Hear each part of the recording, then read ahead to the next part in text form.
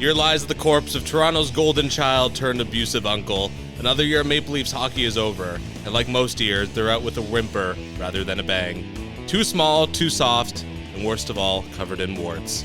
Screwed by the refs, yes, but more importantly, screwed by their own lack of execution, hunger, and grit. We put them to rest until it's time to try again this fall. You might not know, but this is another episode of The House That Happens, recorded live at Chewy's Bar and Grill, the only place to be in suburban Etobicoke, voted 4 times the best dive bar in the GTA, but it's number 1 in our hearts, and I'd say in all of the world. I'm Andrew Milani. Hi, my name is Cruz.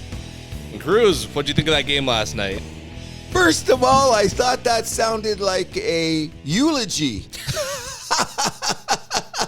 I thought it was outstanding. I thought it was great. I hope every Leaf fan in the city has heard that, because when I was driving here today, there seemed to be a pallor over the city, bro. What's going on? I thought that was brilliant. Everybody that listens to The House That Happens, I hope you listen to that 3 times, because that's just Mr. Milani's way of saying you're a sorry-ass, weak bunch of, come on, should have won that game. What happened, bro? Like I said, too small, too soft. Okay, I'm not going to go with the too small. Okay, we're gonna take a few minutes to digest this whole situation. I'm not going to let you get away with the too small bullshit. Look at the guys in your team. You got Giordano, you got Matthews, you got McCabe, you got Tavares, you got a lot of 6-foot guys out there. What you guys don't problem with those guys that you mentioned, though, Tavares soft? And Matt. Oh, no. Okay. But their problem is, okay, they're big, yeah, but they play center. Center's the position where you get the least amount of hits, right? Okay. Giordano, he's lost a step. Good luck catching that guy to hit. Okay, I got you there too. But okay, I'm going to say this, all right?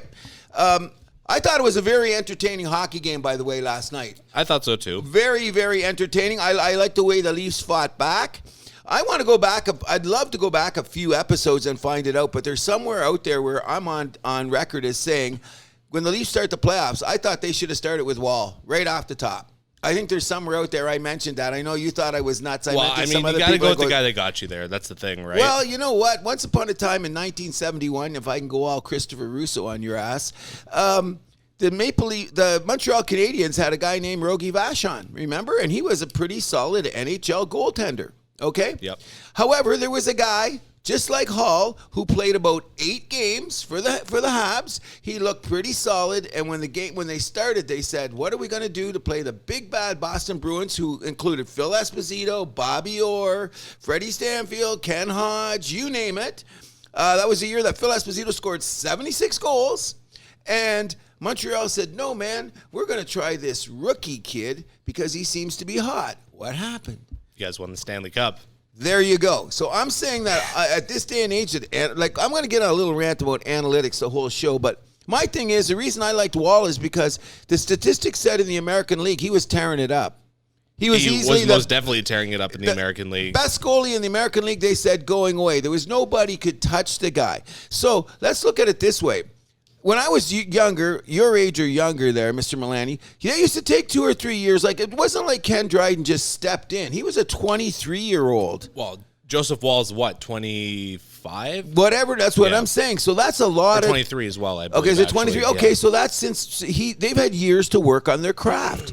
He's solid goaltender. He goes side to side way better than Samsonov. Oh, 100%. Doesn't give up those fat, juicy rebounds that Samsonov gives up. And it definitely was not scared of the moment. No, he wasn't. You know what I mean? So he's not finished product, but I mean, I like where his development's at. I'm saying that if he's not one of your goalies next year, like you got, Murray's gone, but I think he's challenging to be. If it's him and Samsonov as the duo next year, I think he's challenging to be starter. Oh, 100%. But I'm saying, you know, that bodes well for the Leafs because you have 2 guys that could start 40 games and you don't have to worry about it. Even though That's the formula now. I think that here's one of the things. Of course it is, but here's one of the things is I don't trust Russians and their attitudes when someone says like, now Samsonov's going to think that he's the number 1 because of what happened, and now they start training camp and everyone's going to see what Hall's going to do, and they're going to say, or Wall. And he's going to look over and say, I think it's my job. Why do you think Bobrovsky moved around? He won Vezinas, and then someone came into camp, and he got pissed, and he freaking diva'd out, and they shipped him out of town. He was also playing in Columbus. They were never going to pay him. Okay, there's that little caveat. But the bottom line is I'm saying And I'm bring this down to genetics. There's certain players that come from certain areas, have certain attitudes, and let's not deny it. Don Cherry, are you proud of me right now? And I didn't say a word. In any event. But Tampa won with some Russians in primary positions. There is anomalies in everything in life, my son. Fair anomalies enough. In everything. Just let's get back to the Toronto Maple Leafs, okay? First of all, And Wall is turning 25 this July, by the way. He's 25, so he's had all the time in the world. It's not like he's some young kid. He's played a lot of games. Same draft as Matthews. Same draft as Matthews. So I think it's time, like, they've let him develop. They've kept him in the system this long. Yep. Then they've realized, hey, this guy's got some potential. Well, I've said it before on the show, steady improvements to his numbers every year. That goes back to his days at Boston University or Boston College. Thank you. Yep. I always get those two confused. Yeah.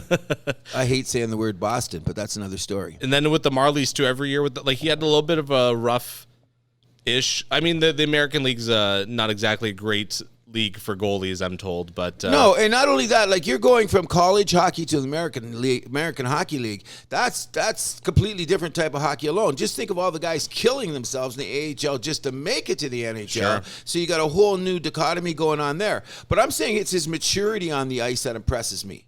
Oh, he's got that Zen thing going on. Yes, definitely. But we shouldn't be talking about that. We should be talking about the truth here is the Toronto Maple Leafs are a weak-ass team, bro. I'm sorry. Well, they are soft. They got pushed around again. Now, I know. Everyone's going to say it's the games are close.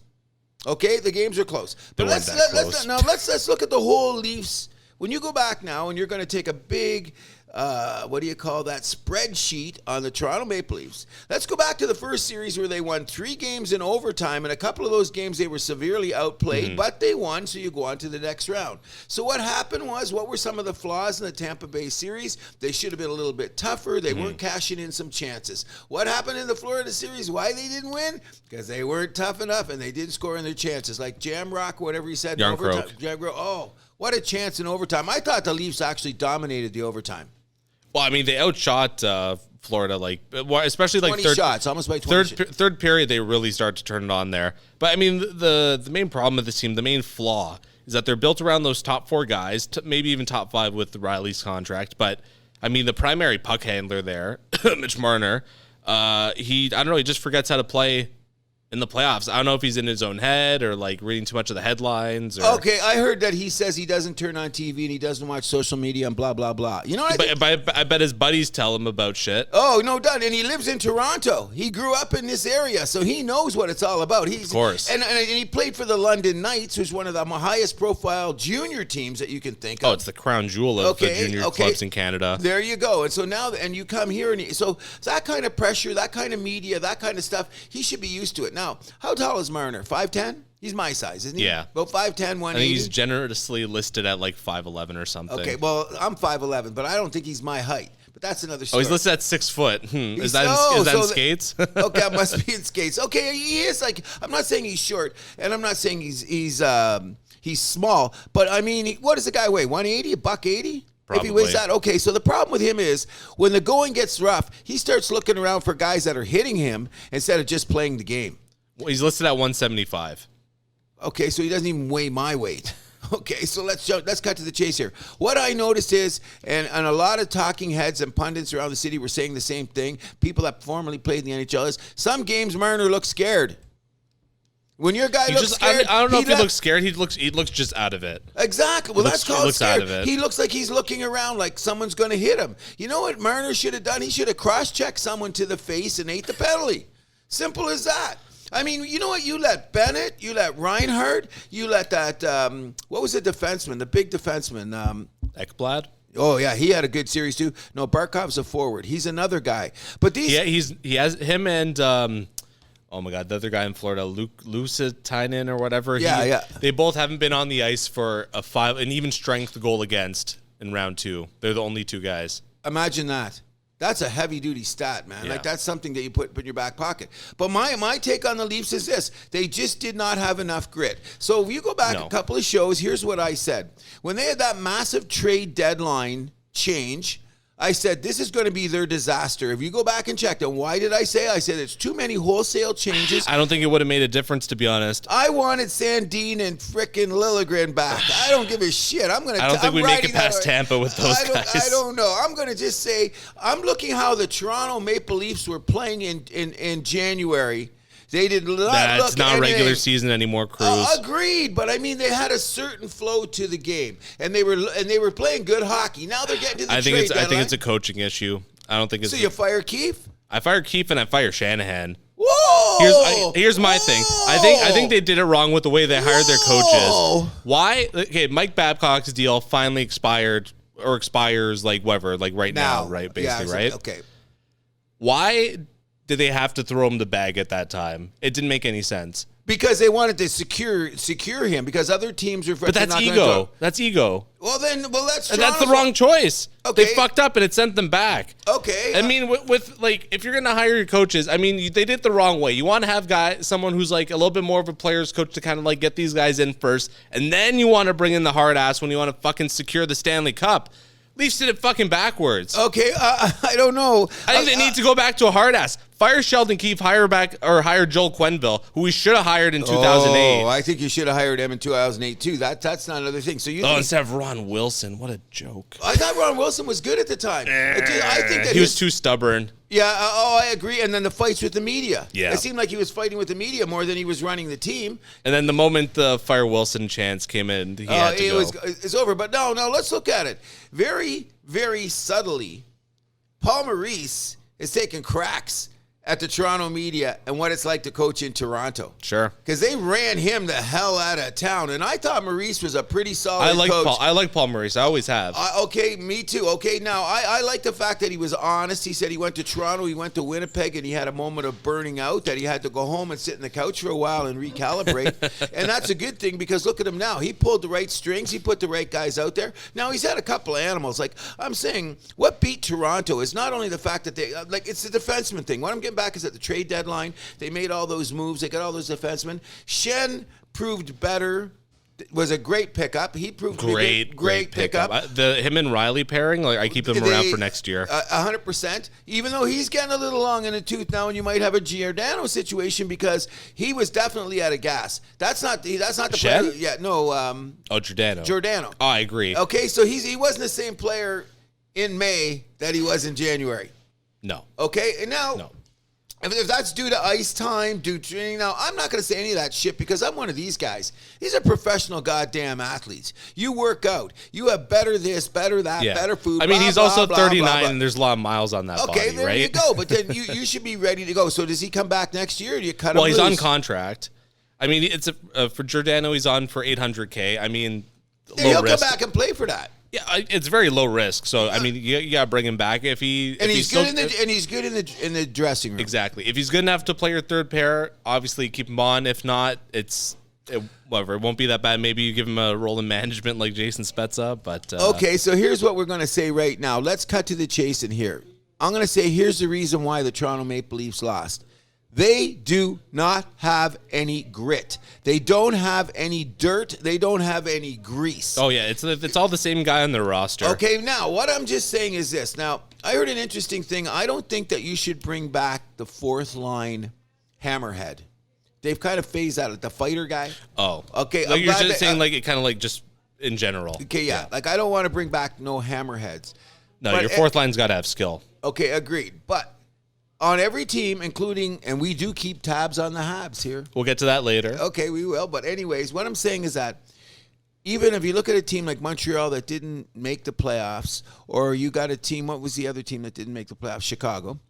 Okay, I noticed in Anaheim, all of these teams still had a guy out there that was going to take a swing at somebody or going to mess it up when things got crazy.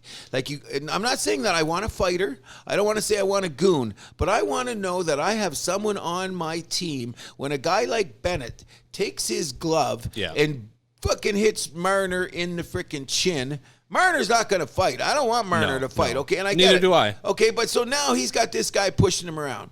When the kid got knocked to the ice and nobody protected the kid, that's where it started for me. So what you got to do is, I don't care. Remember 2 years ago, one of the reasons that you guys lost was that play when Gallagher reached up and dummied Austin Matthews to the ground. Remember that play? Yeah. Gallagher, no, first of all, he slew-footed nearly Marner. Remember that day? And in about 2 minutes. And he got the penalty for the Marner one, but he dumped down. So what was Gallagher being? Gallagher was just being a freaking Tasmanian devil. Because he said, the only way we're going to beat these guys is we got to get them on the edge. When the game gets on the edge, the Leafs never have anybody to push back. I think McCabe tried. Yeah, he did. But I mean, I've talked about this with my friends. They need like just that crazy guy just to kind of like mix things up, start throwing hits. That's what I'm saying. That one guy. And you know what? Put him on keep going. I'm saying now put him on a line with, like, Bunting tried to be that guy. First of all, he's not big enough. And Bunting, he's stupid. Bunting, he also, after coming back from that from the suspension, he's looked a little more timid, shall we say? Because he's scared now. You changed his DNA. He's scared to lose the lineup. So he didn't play. Did we change the DNA, or did the league do it by giving him that 3-game suspension? Which, by the way, player safety has been all over the place. We're going to get to that. The bottom line is what I'm saying about Bunting is this: it was almost like he was a neutered dog in the later round in this series, because the other one he was playing with more abandon, and that's especially in the first game. Yes, even coming back in that Tampa series, he looked a little bit more, Well, they made him sit the extra game, and like you got to figure, you're a starter on the Toronto Maple Leafs, and you put a lot of mileage this season on the first line. Like you were a top 6 forward on a team that was a top 5 team. Yep. So I know someone's got to have a talking with Bunting this offseason about the way he's going to play. I'm going to tell him. I'm going to bring him shoes, have a beer, and I'm going to say, go back to be doing what you're doing, guy. That's your bread and butter. If you get a few penalties, you get a few fines, we'll start a GoFundMe. Now, Tyler Bertuzzi's a free agent this summer. Should the Leafs That's the guy you target. There's a guy right there. There's a guy right off the bat. You're thinking you're going to help your team out. I definitely think you're going to pick it up. I'm going to say, because I don't want to talk about the Leafs all day because those losers are done. I heard they're all going to be at Weston Golf Course down the street by Wednesday. They all got tee times, but that's just another joke. Okay, so what do we have here? Let's be serious. Keefe has been outcoached for 5 playoff series in a row. I will definitely say that he's there, but I'm saying, like, what happens in between games? You don't think him, Dubas, and Shanahan are in the same room talking about what the lineup's going to be? Is this strictly on Keefe? Like, he's not a Babcock. Babcock had that freaking free hand. That's why he had to get rid of him. He said, hey, Marner, tell me what guys you don't like. And all that bullshit. Like, come on. That was stupid. That's why he had to get rid of him. Oh, sure. You know what I mean? You're It's wrecking bad for everybody. Everybody. So but I mean, like, I don't get why Keefe was just, like, so loyal to that lineup. And it was when it wasn't really quite working. Like, why did Matthews, Marner, and Yarncrook have to stay that top line? If it was me, I'm changing it up. I'm going Matthews, Nylander, Bunting as my top line. What'd you say? Matthews, Nylander, Bunting. That would have been my top line. Matthews, Nylander. Okay, Nylander was going this series. Okay, I would. You know what? I would have thought about that too, because I thought that the best chances last night were when Matthews and Nylander were on the ice at the same time. All series, when every time they got out there, they were more. Yeah. Meanwhile, when Matthews is on the ice with Marner, they're getting outchanced. Well, the reason they're getting no chance is because Marner's not playing his game. Oh, exactly. He made Matthews look bad. Matthews looking over like, what are you doing, bro? So here's the thing: Matthews and Marner, July 1st, they have full no move clauses kick in. Nylander is a 10-team no trade that kicks in July 1st. You got to get rid of Marner before then. What? I'm trading Marner. Whoa! He's always the guy, the first guy bitching about the media. I'm sorry. And he's looked to as a leader of that team. He's not a leader type. Well, he's got that A on his sweater. Yeah, is that for asshole? I don't know. I like Marner. I think it would be a mistake to trade him. He's got too many skills. He might win a Frank Selke. Okay, but Cruz, this is about. It's not about Frank Selke trophies for the Leafs. No, it's about Stanley Cups. Okay, so how's he doing in the playoffs? Okay, so here's what you do: you bring in a wingman. You bring in a guy riding shotgun. I'm telling you. So who's the guy that you move out then? I say you don't move anybody. Then how are you going to have the cap space to bring in a guy like a Bertuzzi then? Okay, I don't know what they're going to do then. Maybe they're going to the Matt Murray money's off the. Oh no, he's one more year. He's a 2-year. I think he's a buyout candidate. Oh, he's 100% buyout candidate. But like in his, I did the calculation for his buyout. Next year, it would only be like $600K against the cap. No, they're MLSE. Buy him out now. That's what I'm saying. It's It's $600K against the cap next year if you buy him out. That's nothing. Do it. Okay, yeah. Do it. You do it yesterday. You got it. He's got it. So it's only 600 against cap for next year, but then the year after it's like 2, I think. Oh, if they cut him early, Yeah. so the first year's one and one's the other. Yeah. Buyouts are weird like that in the NHL. I know. But the funny thing is that like Ottawa's still kind of. Oh, I mean, either way, I guess Ottawa's still kind of on the hook for the money, but. A bit, yeah. Okay, we know that. The bottom line is, okay, you get rid of him. Okay, Giordano, you bring him back because he's on contract. He's on contract. Justin Hall as a free agent, I think he's bye-bye. gone. He's not coming back. I signed Luke Shen back on a 2-year deal. Hopefully, he takes a sweetheart deal. I think that he will. I'm saying that you better go search for a tougher defenseman. Like McCabe, well, I think Jake McCabe, I kind of like hang him out there, kind of like see what I can fetch for him. No, because then you're going to go, I believe you're going to look for him again. That'll be next year. Well, I'm looking, but my point is that you look for an upgrade. If you sniff around, if you can find an upgrade for him, get it. If not, like I'd be fine bringing him back. So what are the Leafs going to do in the draft? They don't have a lot of drafts capital this year, I don't believe. They have a first-round pick. Then they should draft a defenseman. By they're late in there'll be a defenseman. I think that's the plan. They should, because you're saying they're not. Might, as we were talking about the draft, there might not be a top 10 defenseman in that draft, but there's somebody you could draft in the first round that you could develop. Yeah, I'm looking at.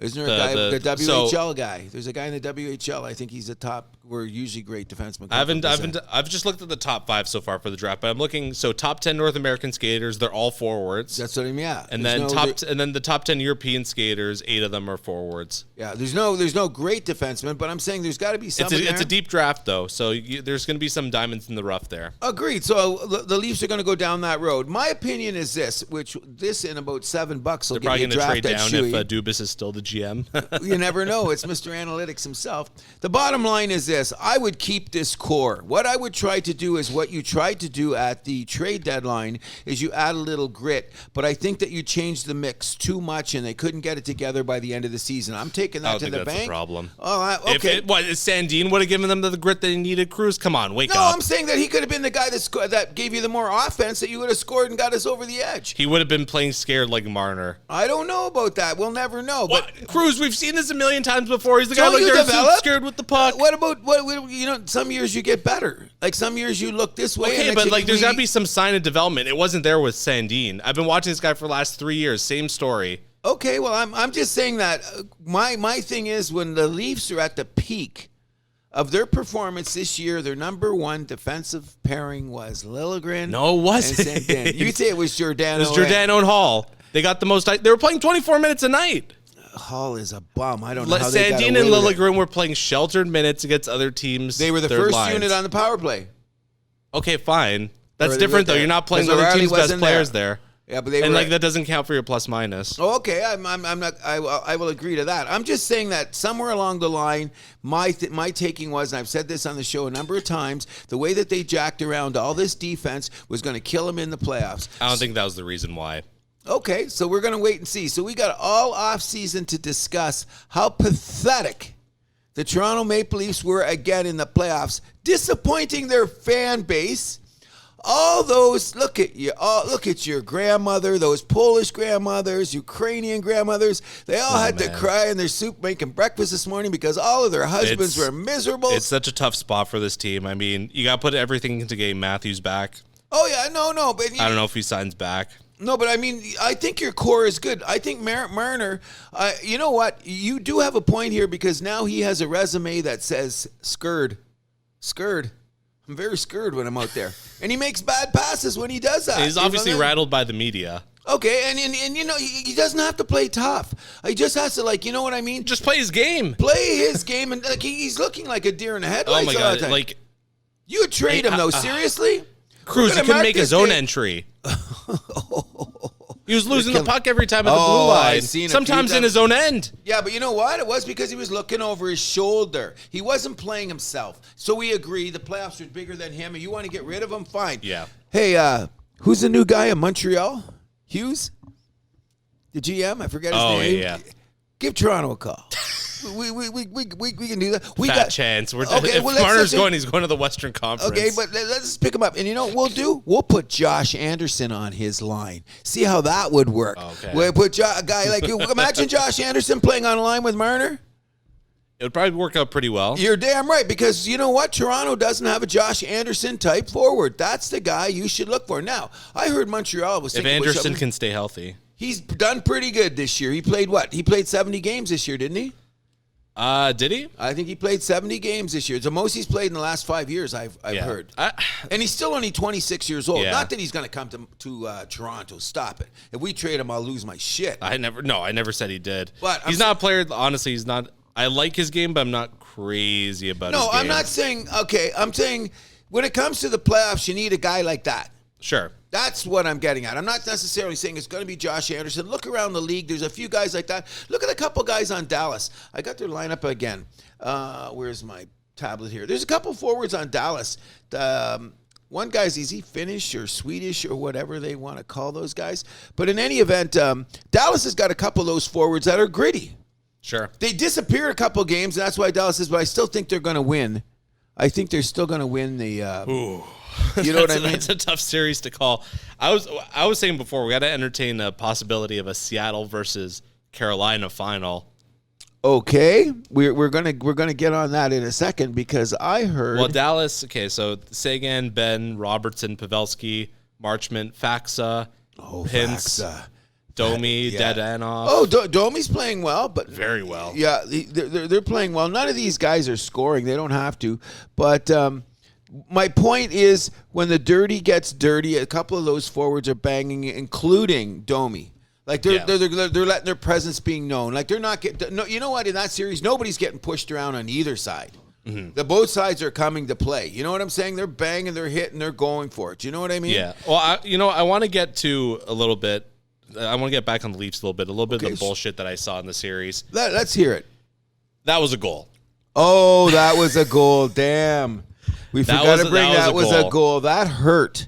That hurt. I don't know how they not, like, what was the call? I'm not getting that one. I didn't I'm understand glad it. you brought that up. That's a TSN turning point, too.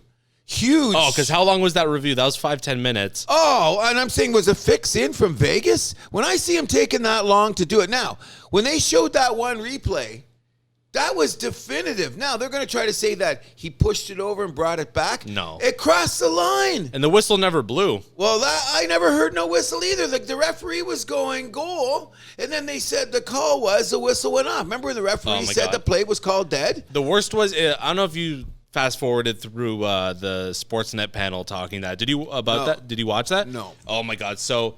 Elliot Friedman, I'll give him a lot of credit. He's usually kind of a little bit of a Leaf hater, but even he's going like, guys, like we gotta have like puck tracking technology just so we can like get rid of this BS, right? Oh yeah, I did hear that. I did. But then like Kelly Hrudey was like, yeah, but as a goalie, I feel like it would be like this. Oh, Rudy should have shut up then. Oh my God, because he was defending the goal. He was defending that it should have been no goal because as a goalie you want like this. It's like, buddy, I don't give a shit about how you feel as a goalie. Is it in or not? It was in. It was in. But here's the crazy thing about that. He was speaking strictly from a goalie fraternity talk. So I can't give it credit. I couldn't. When he was talking about that, the goalie this, the goalie that, I say no. Now, here's another play that I thought that I didn't like. And I thought that Stahl should have got Academy Award. When Riley freaking shot the puck, it bounced off his helmet, and they said the player saved it. They went around and they stopped the play. Stahl went to the bench going, it hit him in the side of the helmet. It never hurt the guy, but he knew the play. He was out of the play. What do? You pull a LeBron. Mm-hmm. Boom, hit the ground. You don't get up. You know what I mean? Yep. You know, that was another play that I thought of. I thought that the Leafs squandered 2 power plays. Sure. You know what I mean? Like, you know what? And now, okay, I'm going to say this, and it sounds like a contradiction. The Leafs had 50 shots after the overtime was done last night. A lot of those shots were coming from everywhere, in the third period especially. But my take on it is this, and it's not just the Leafs, but it's a lot about in this league is, shoot the goddamn puck! Oh, me and my friends were having flashbacks to the... basically right after the lockout era Leafs, where it was like the power play, Caberlet to McCabe, back to Caberlet to Sundin, back to Caberlet, back to Sundin. Caberlet's holding on to the puck. Everyone in the stadium, shoot!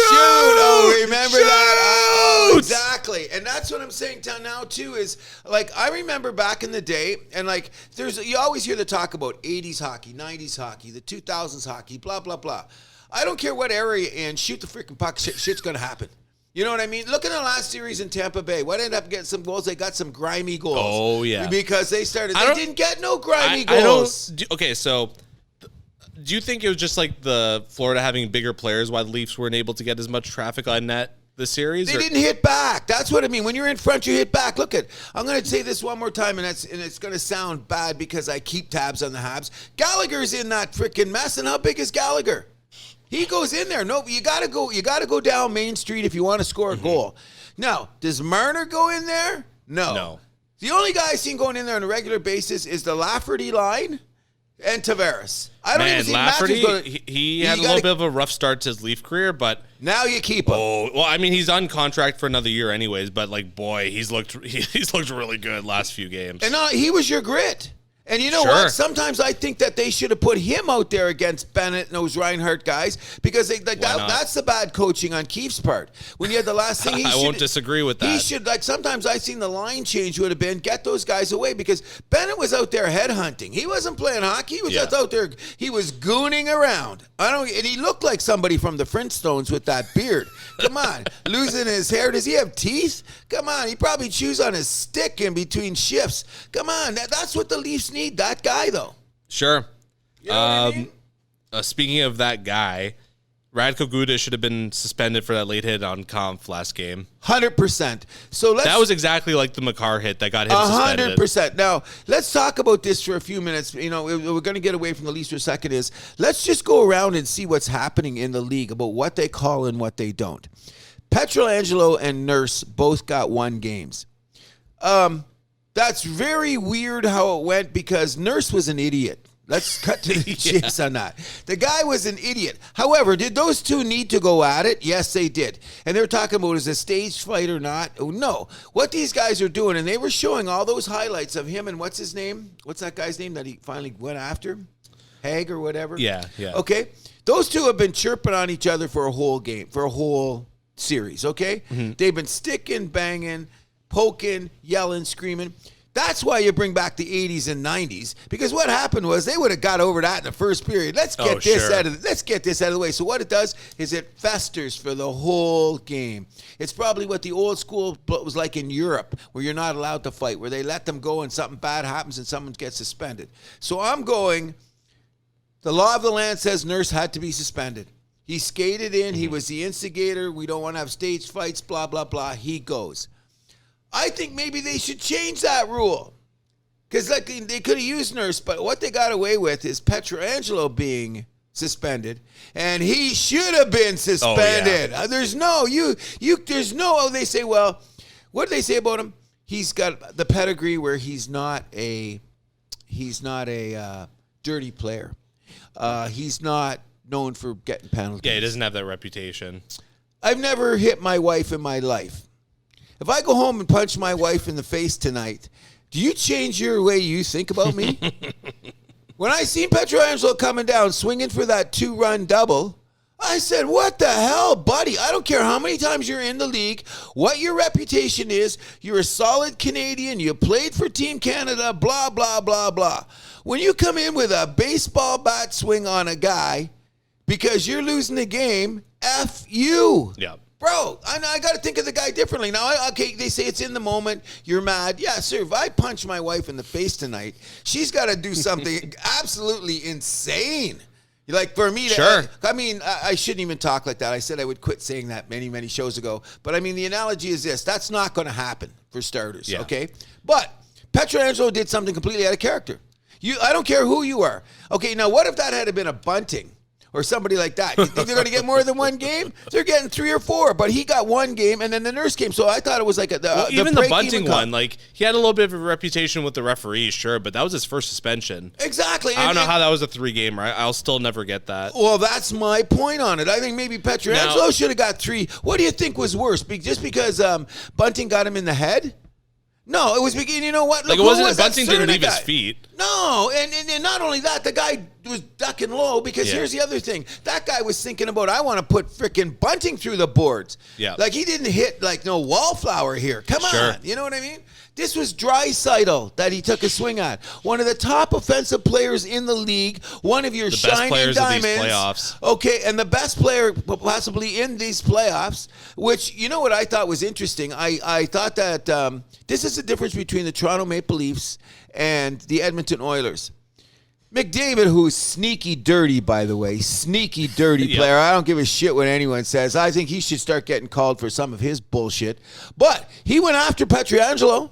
Good for him. You know what I mean? At least he made a, like he wasn't going to drop the gloves and suddenly become Mike Tyson. But he did make sure that, hey, Pietrangelo, you can't do that. And they had their little skirmishes going on. What I'm saying is that I never seen Matthews do that. Nope. You know what I mean? He's too busy picking up the sticks. Oh, and the last thing, if I played in the NHL, the last thing I want to be, you can call me a cocksucker, you can call me a piece of caca, you can call me lame. I don't want to be called the guy that picks up the sticks. Yeah.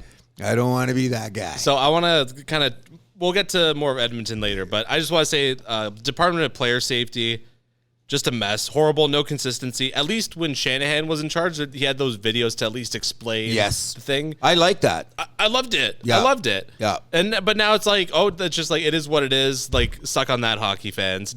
And it's Peros is the guy. Former Hab. Not Burr. Psycho. And they're letting this guy decide. And when did he become an angel? Oh, I don't see it that way. Mofo, I seen you play hockey. Yep. It was that way, buddy. What are you telling me? So some of his explanations, I go, or his press releases, I go, and then I see Peros at the bottom. What did he do? Did he have a revelation?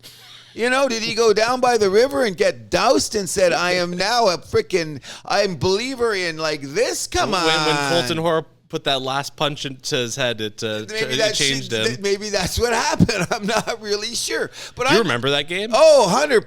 2013 opening night. I was at a bar and he downtown. Was never the same. He never played again. But that was his last game. And guess what? He was left on a stretcher. Yeah, but you know what? He stuck his jaw out there too, didn't he? He was a tough guy. Oh, he was a goon. Yeah, of course he was. But look, where was his hands? He was looking like, what do you got, buddy? You got it. I remember, if you go back and look at it, even when they show it now, Peros was looking at him like, what do you got, buddy?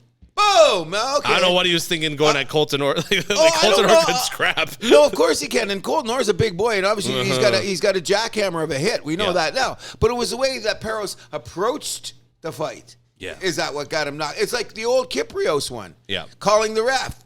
Took his eye, bang, never played again. You cannot do that. But that's something we're talking about. We're talking about that fact that he is running how we're disciplining players, and there's a big disconnect in these playoffs. If you look on Lemaire. What?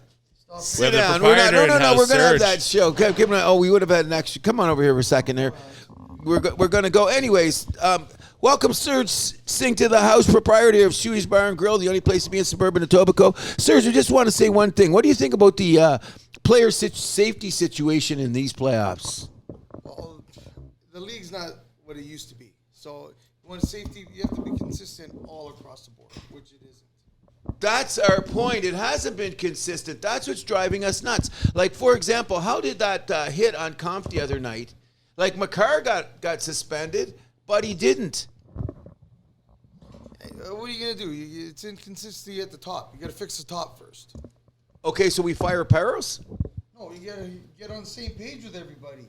Have meetings, not just one guy dictating everything. Okay, we had a discussion just before we come in here. What we used to like is when Shanahan had that job. Remember, he would show the videos and he would say, this is why we're doing this. Have you seen any videos or any explanations these days? No, they don't explain it. Plus, the NHL draft, why wasn't it shown live? Why didn't we see the? Well, because they've done that before, and people have just been more suspicious. We're gonna get back to that in a second. We're gonna get back to that, okay? Now, my take is this, and this is a good point you brought up here, Serge. This is what we're talking about, okay? Bunting got 3 games, okay? Bunting got 3 games. Pietrangelo, for that freaking swing at the 2-run home run, he got 1. Okay, now here's what they're trying to say. What about you? Did that for tip for tap for Nurse. That's what they. No, but Nurse was automatic. Okay, well, okay. I think they got to change that rule. Yeah, 100%. Okay, they got to change that rule. Okay, but Nurse was an idiot. Yeah. Let's cut to the chase here. Nurse was an idiot, okay? Yeah. Okay, but our point is this. How did Bunting get 3 games and Pietrangelo only got 1? Back again. You got to go talk to George. Back again. Talk to George. I want to see the video. I want to see the screen and you say, this is what happened. Now, we've said this for the last couple of weeks. That Bunting hit that Cerna guy. He was going low. Bunting came up, caught him in the head, and they said the main reason they had the penalty was because they hit in the head. By the way, this Cerna guy would have put Bunting through the frickin' wall if he had a chance. 100%. Okay? So now, how can you give Bunting 3 games who's never been suspended before in his career, just like Pietrangelo? Never been suspended in his career. Do you see Pietrangelo, what he did with that stick? Yeah.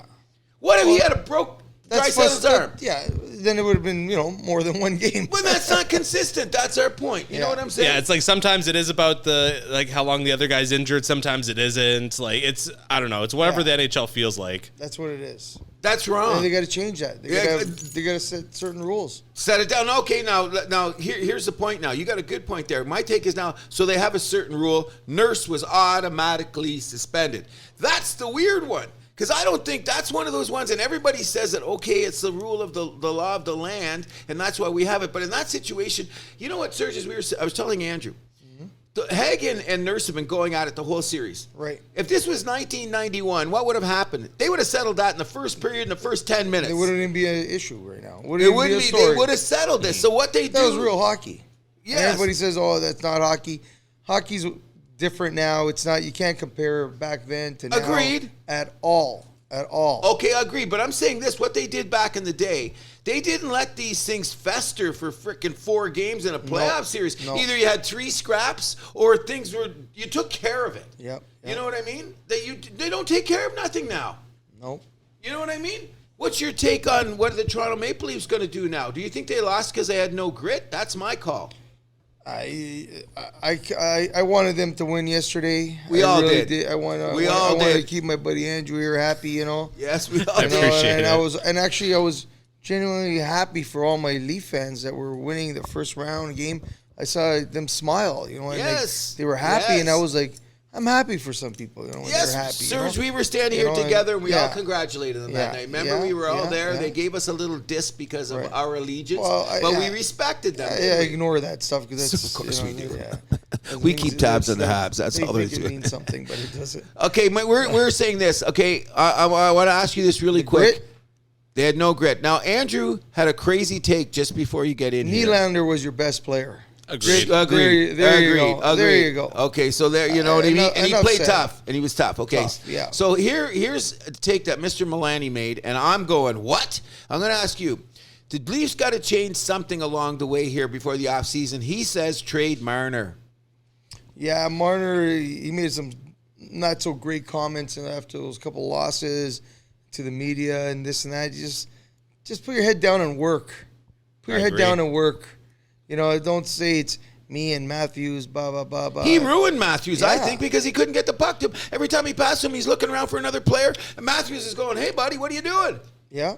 You know what I mean? Yeah. He took. I think that, Andrew. I really do. I think that he took away. He's weak-minded. I mean, let's go back to gotta October, have mental November. toughness. Remember Leafs had like a terrible start to the season. Yep. They had blew all those games in California. Yeah. Keefe said our elite players weren't being elite. Marner, that should stay in the dressing room. Oh, right. Right. Oh, yeah, he's being too hard on Well, us. because That's the softest criticism I've ever heard, Yes. ever, and you're pissed off about that. Come on. Yeah, I got you. I got you there. That's just brutal. As you're saying, Cruz, the grit, maybe they need a new voice in the room, man. They need a shake-up, like this Keefe guy, the coach right now, maybe need I'm thinking they should keep the nucleus. What I'm saying is, I think he's talking more about coaching, right? Coaching, coaching. man. Oh, no, I think Keefe got out-coached. There's no doubt Fifth about series that. in a row. It's not even the coaching. It's about the way the players respond to you. Exactly. And right now there's a lot of coaches available, like Joe Quenneville. Yeah, Quenneville. I heard he's going to New York, but Okay, but I mean, okay. the blue and I white. think Gerard Gallant. Oh yeah, Gerard. Either of those, Gallant, I'd be You think happy with. Gallant, people will listen to you, and he's a winner. Okay, He wins, agreed. But okay, I'm going to say this. And he's a bit of a crazy motherfucker, too. Oh, yeah, which is good. Yeah. Which is at least my grandfather loves Gerard Gallant. When he played with the Red Wings with he always brings that up. He's like, he was a tough guy. You know what? If you've seen that guy play, he's exactly the guy that the Toronto Maple Leafs lineup needs right now if they had a Gerard Gallant. Because remember those days? Nobody fucked with Steve Yzerman. Yeah. Nobody. Yzerman went out there. He went out there. The Leafs try to bring these players in that are past their prime. You know what I mean? They're getting agree, but Giordano worked out this year. He's one of the guys that did work out. He played solid, but I'm not saying that's going to work every time. I agree with you. Choose minutes. A million guys can choose minutes. Sure. You know what I mean? Okay. Here's what I said to Andrew, and I said, here's what a difference would have made. Imagine if they had a line that said, Austin Matthews, Marner, and Josh Anderson on the wing. Yeah, listen, I got to get going, guys, but I'll be back. Alrighty. Okay. Good to get here. We're not dissing Jacques Lemaire. I'll be back before you think. And don't pick on Lemaire. That's a story for another time. Thanks for coming in there, sirs, but continue, Andrew. Yeah, so just one more thing I want to bring up about the Leafs that I thought was funny. Game 3, the only game that the Panthers weren't penalized. Who was the referee? Oh, that's becoming a never-ending story, isn't it? Mark, I'm going to keep bringing it up until the NHL addresses this because it's getting stupid. At the house that happens, we do want to point stuff out that other people may be afraid to say, but this McCauley situation and the Toronto Maple Leafs... It's beyond suspicious. Oh, my God. I like as soon as you said it, I realized, I said, you're right, and he reffed again. That's just, you know what? There's too much, it's not a coincidence anymore. Yeah. There's a resume. Yeah, like was it like one time? It's whatever. It's an anomaly. 2 times. Coincidence. 3 times or more. That's a pattern. Thank you very much. And that's just so weird that went on like that. I mean, and that's a game 3. Big game. Oh well, that turned the series around. Like that's why the Toronto Maple Leafs aren't playing hockey today. That's a pertinent reason to. In any event, before we leave the Leafs, I just want to say one thing. The Toronto Maple Leafs fans brought it. They really did. They really, Toronto's been known for kind of a little bit of a lame crowd. They sit in their hands. They don't get to the seats till 5 minutes into the period. No, that crowd was fired up from the first second last night. Every game, especially in this series, you got a big shout out to the Leaf fans. They showed it. People outside the stadium, you can't. Sometimes you're supposed to play off the momentum of your crowd. I don't think that the Leafs use that to their advantage. No. You know what I mean? People like to pick on Leaf fans as whatever, this and that. But I mean, we're some of the most passionate as any place in the world, man. Well, I don't give a damn. I've been living here 40-some years. You guys have had your ridiculous moments, but as for fans, the support, especially this year, the rabid, passionate. I loved it. I thought it was great. As Serge and I were saying, we were congratulated. People were smiling in the city. People were tossing their drinks. They were having a good time. Too bad it ended this way, but... Yeah, I mean, we should wrap this up. Congratulations to the Florida Panthers. Yep. First conference final appearance since 96, I believe. What's his name was the goalie? Van Beesbrook. Van Beesbrook. Who had a fantastic mask, by the way. But Van Beesbrook was the goalie back then. That's a long... Ed Jovanovski was on that team, Rob Niedermeyer. Yes, it was. Now, here's the crazy thing. I'm always wondering what ESPN is going to say because now the two... they're good cities. The Leafs didn't pack a Lizzo-sized lunch. Is that what Subban's going to say? Something like that. But here's the deal now. You got Florida and Carolina in the conference finals. So one of those two teams are definitely going to have to go to the Stanley Cup finals. Yes. What does that do for ESPN's ratings? Or I believe it's TNT this year that's carrying the bulk, but it's... Is it? They're hoping right now that Edmonton's got to win because then they got the marquee player of McDavid to play. I mean, Vegas has some draw as well, though. I think they'd be more happy about Vegas just because of they're an American team. I'm hoping that Dallas gets in, really. That's what I'm hoping. But wouldn't it be hilarious? You know what I'm boy. thinking? We've already brought it up. Why don't we have a Seattle-Carolina final?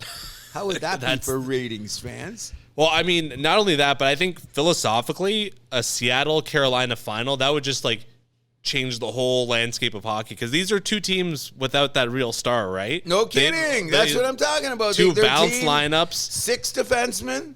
Big monkeys going out there in the game. Seattle especially. Actually, I want to start with Carolina first. We'll move east to west. Yeah. But Cruz, first of all, You should have just stuck with your guts. I know. I'm kicking myself now. I said, remember that? I was the biggest Carolina guy going, and then I looked at the lineup and I got scared. You know, it's like being in love. You think you love her, and then you go away and you go, I should have stayed with her. Look at her now. She's with the guy with the Mercedes. Damn.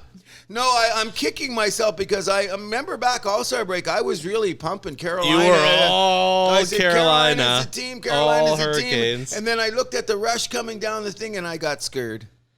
But, I mean, you look at this team, they're top 9, top 4, just super productive. Everyone there is scoring. No. Let's take it another thing. Now, they say that the NHL is getting smaller. You can get away with being smaller. Sure. When I look at Carolina, they don't look too small to me, Especially man. not on their back end. Especially on their back end. And look at my old Hab, Kokamini's out there playing. Kotkaniemi. And he's filled out a bit now. So he's not that skinny kid anymore. So even he's big. He's one of those guys. I still kind of question why Carolina offer sheeted him. We know why. Well, I mean, they should have waited for Suzuki. Is my point. Okay. No offense to you, okay, but agreed. I know what you're saying. I know. But I'm gonna read out some stats about Carolina that Megan Chayka posted on Twitter. Puck steals in the offensive zone per 60. Carolina first place these playoffs. Wow. Pass interceptions in the offensive zone per 60. First place. Deflections causing turnovers in the offensive zone I knew they per had that. 60. First place. I knew that. Total possession reversals caused in the offensive zone per 60. First place. Wow. Puck recoveries in the offensive zone per 60. First place. Puck battles won in the offensive zone per 60. First place. Offensive zone puck battle success percentage 46.9. Second place. Board battles won in the offensive zone per 60. First place. Offensive zone board battles success percentage tied for first. Wow. Puck With who? recoveries Who they tied leading. for first, does it say with who? Offensive zone board battle success percentage So they were first? tied for first. With who? Dallas? It doesn't didn't say. say. Puck recoveries leading to shot attempts per 60. First place. Okay. The hustle on this team is real. That Oh, no. That's what I'm saying. And they're big. So when those forwards are coming, the defensemen are looking over his shoulder because they're gonna be tasting some boards. I loved I can't now. I don't just jump back on the bandwagon. I'm just going to respect Carolina because, like I said, I was giving them so much credit. I was saying that they were a potential Boston Carolina conference final. I was talking all of that. And what scared me, and like you said, maybe this is the change in the NHL, is that I was going with that. I got tricked because I'm an old man about that star quality move you forward nonsense. Have I changed my mind about that drastically now? Because I think you have to. Because, I would have put money on, that. I would have put money on Carolina 2 months ago. I would have put them. I was going to say they were potential Stanley Cup finalists. I'm going to drop a wager on them to beat Florida. No offense to the Panthers. I think the Panthers will be worn out. I think Carolina's they won't take that shit. No. You know, when they start doing those face washes and all that. And what's Carolina? Number one of the top penalty kill teams too. Oh yeah. Their percentage of killing penalties. So what Florida's big thing is special teams. Because they're 5-5. They're not scoring a hell of a lot more than anybody else. That's another thing I just wanted to get into as well, but that Leaf series. Florida, they weren't even that good. No, they weren't that good. That's what I'm saying. And you know, if you look at it, it's a flip of the Tampa Bay series. Some people say that maybe Tampa played a little better than Toronto. Toronto got to break some one. In this series, for the better part, I think Toronto, even in the games they lost, those first 3 games, sometimes they had control of those games they lost. Game 2 especially was the one that people point to. Yes. But, I mean, back to Carolina, I think Rod Brind'Amour has seriously worked himself into the greatest coach right now conversation. Oh, has to be. And you know what? They weren't bad last year either. No, they were top 5 team as well last year. That's what I'm saying. So he's brought them along. And how long has he been coaching now? This is about his 5th year. And he took them off the scrap pile. 5th year. And he took them off the scrap pile. His first year, I believe they were in the conference finals. Every year since then, it's been but I mean, looks like this is what they've been building up to. Oh, the bottom line is a lot of those guys play like Brind'Amour played. Sure. If you remember what type of player that Brind'Amour played, safe in both ends of the rinks, not scared of the big moment, could score a goal, knock somebody on their ass. Was not what you... Mitch Marner, are you hearing us? Are you hearing what we're saying? You know what I mean? Also, something crazy about Carolina, this is their 4th series in a row that they've beaten New Jersey. Yeah. Going back to 2002. So Yes. 02, 06, 09, 23. Okay, so what's going to make it even more interesting is that Paul Maurice has got to be given some credit as one of the better coaches in the league too. So you're saying that this is going to be a conference final with two of the best coaches in the league? Would you say that? I would say that. Certainly, when we're talking about the performance by Brendamore and Carolina Hurricanes. I mean, I don't know if I'd put Paul Maurice in that top tier, but I mean, he's like kind of like just short, you know, and that he's in that second tier. His record has been good. His record's been It's good. been very there, good. you know, over but the I mean, years. is he up there with like, because like right now for me, like the best coaches are like Brendamore, obviously. Cooper. Exactly. That's another thing we didn't praise enough during that Toronto series, by the way. I think Lindy Ruff has worked his way back into that conversation. Yeah, definitely, 100%. And I'd put Bruce Cassidy in there too. I still don't get why Boston threw him overboard, and his team is still alive. Oh, I guess. I know you don't feel bad for Boston. No. I've got no love that whatever. You know what I'm saying? Let's just put it this way: the house that happens is we're gonna ride Carolina for the rest of the playoffs. Yeah, and shout out to Jordan Martinook. No points in that first round. 10 points in round 2. Worked his way into top 10 playoff scoring. That's what I'm saying. That's the magic of that team. Like I said, why did I move away from Carolina? Who's going to do it for them when it gets there? And they're down like 3 pretty good forwards too. That's right. What's his name's missing? Pacioretty is gone. They're not missing him. I mean, he was supposed to be one. They're not missing. Did you when you're seeing them play, you look around. Hey, where's Pacioretty? Have you said that once during the playoffs? Well, he's been injured, so. No, but even when he was... well, I'm just saying, Pacioretty, Teravainen, Svechnikov.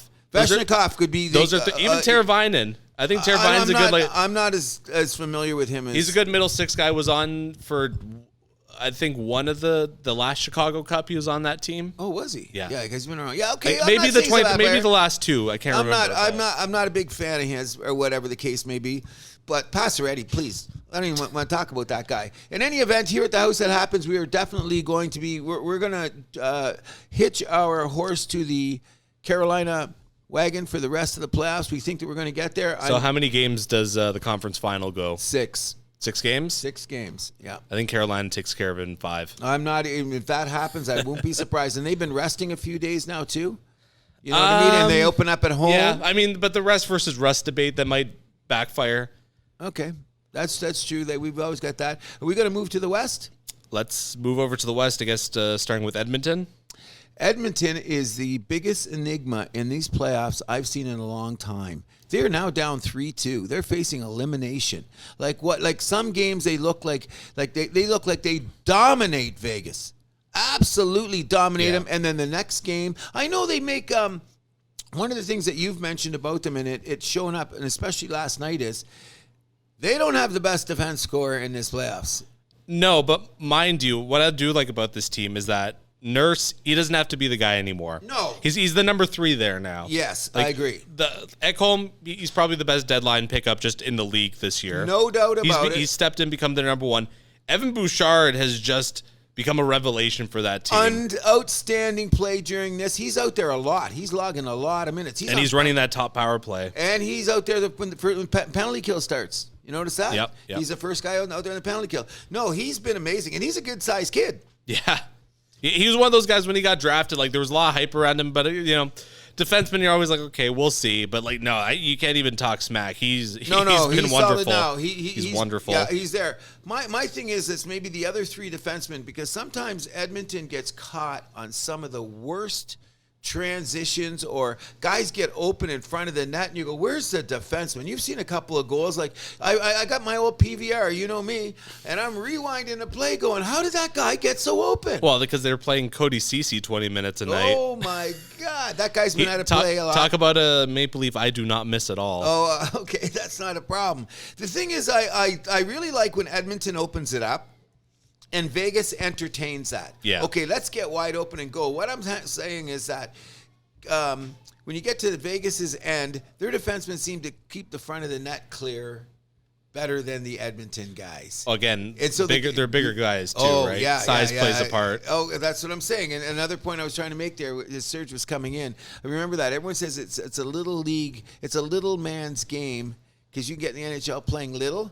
but how come every playoffs, let's go back to the last 3 or 4 Stanley Cup winners, including the St. Louis Blues, you start with their 6 defensemen, and probably 6 of them, they're all over 6 feet. They're all big guys. And I mean, I think a part of the problem, too, for Edmonton is that a couple of their guys who are supposed to be their big guys, like I think Evander Kane's past his best before date. He's been not good this year. No, I don't know what's wrong with him. Like, you know what I'm saying? I think that he's, you know what? Sometimes I think he's trying to be too tough. I mean, sometimes you never know when the wheels are going to fall off, though. You know what? I think that if he scores a hat trick tomorrow night, you going to be surprised? He's had chances. I would be. He's had his chances, but then he mixes it up with all that stupid in the corner, face washing and stupidity. Next thing you know, he's in the box. Yeah. Like, I don't think he's playing his game. Nugent Hopkins finally got his first goal game 4. I think he's been snake bitten.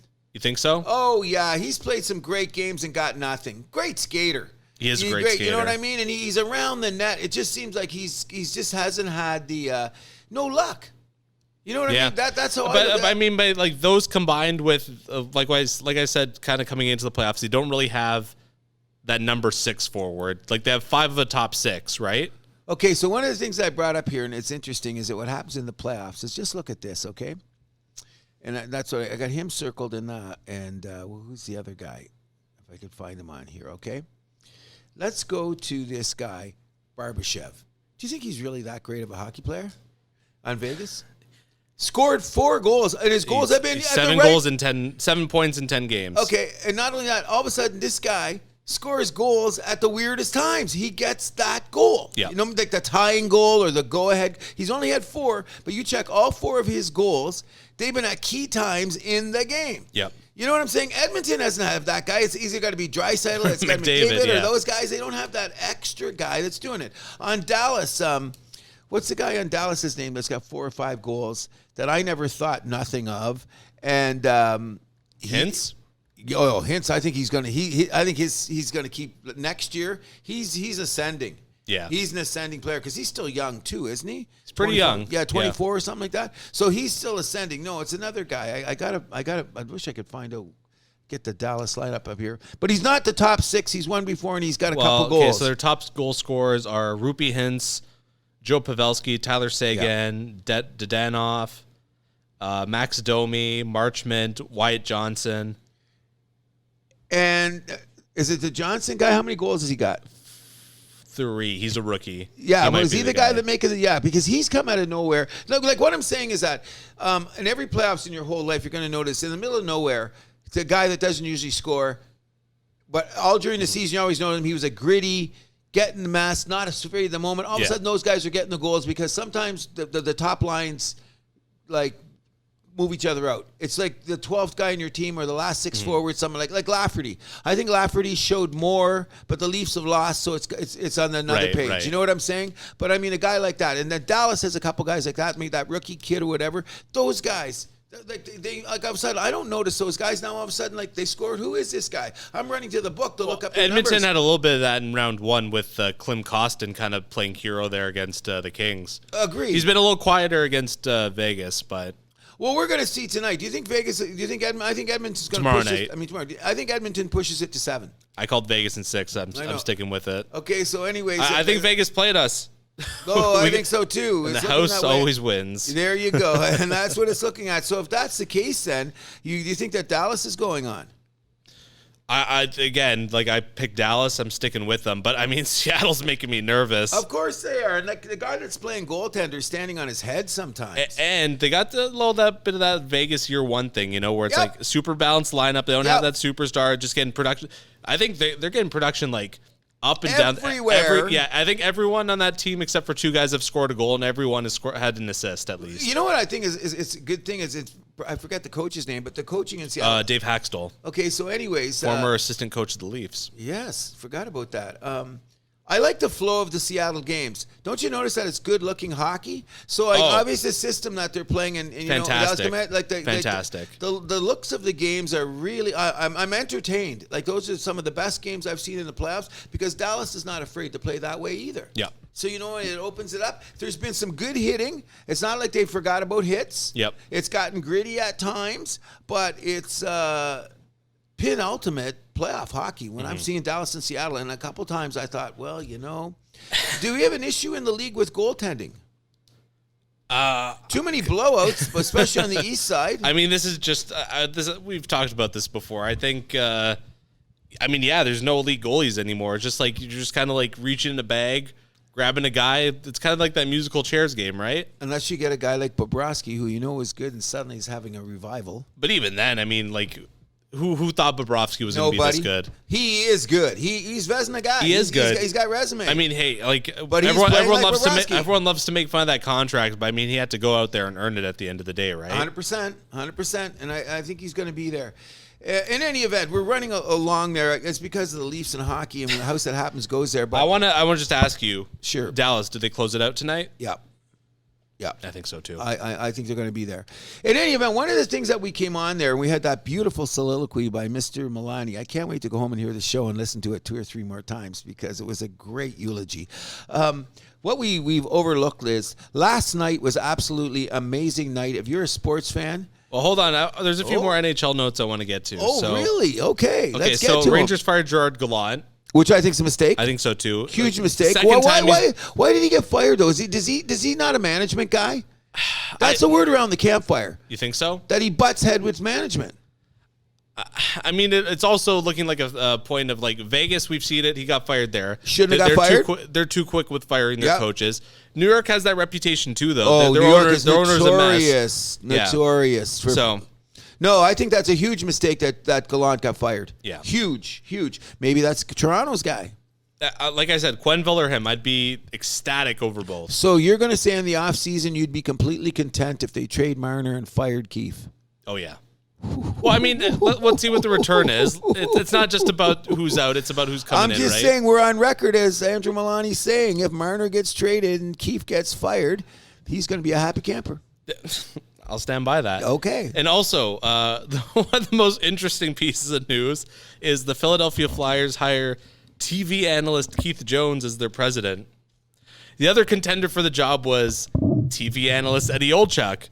Now, Cruz, I did a little bit of reading. Okay. Who owns the Philadelphia Flyers? That media outlet. Comcast. Yeah. Is that what they're called? Yes. So who does Comcast own? NBC.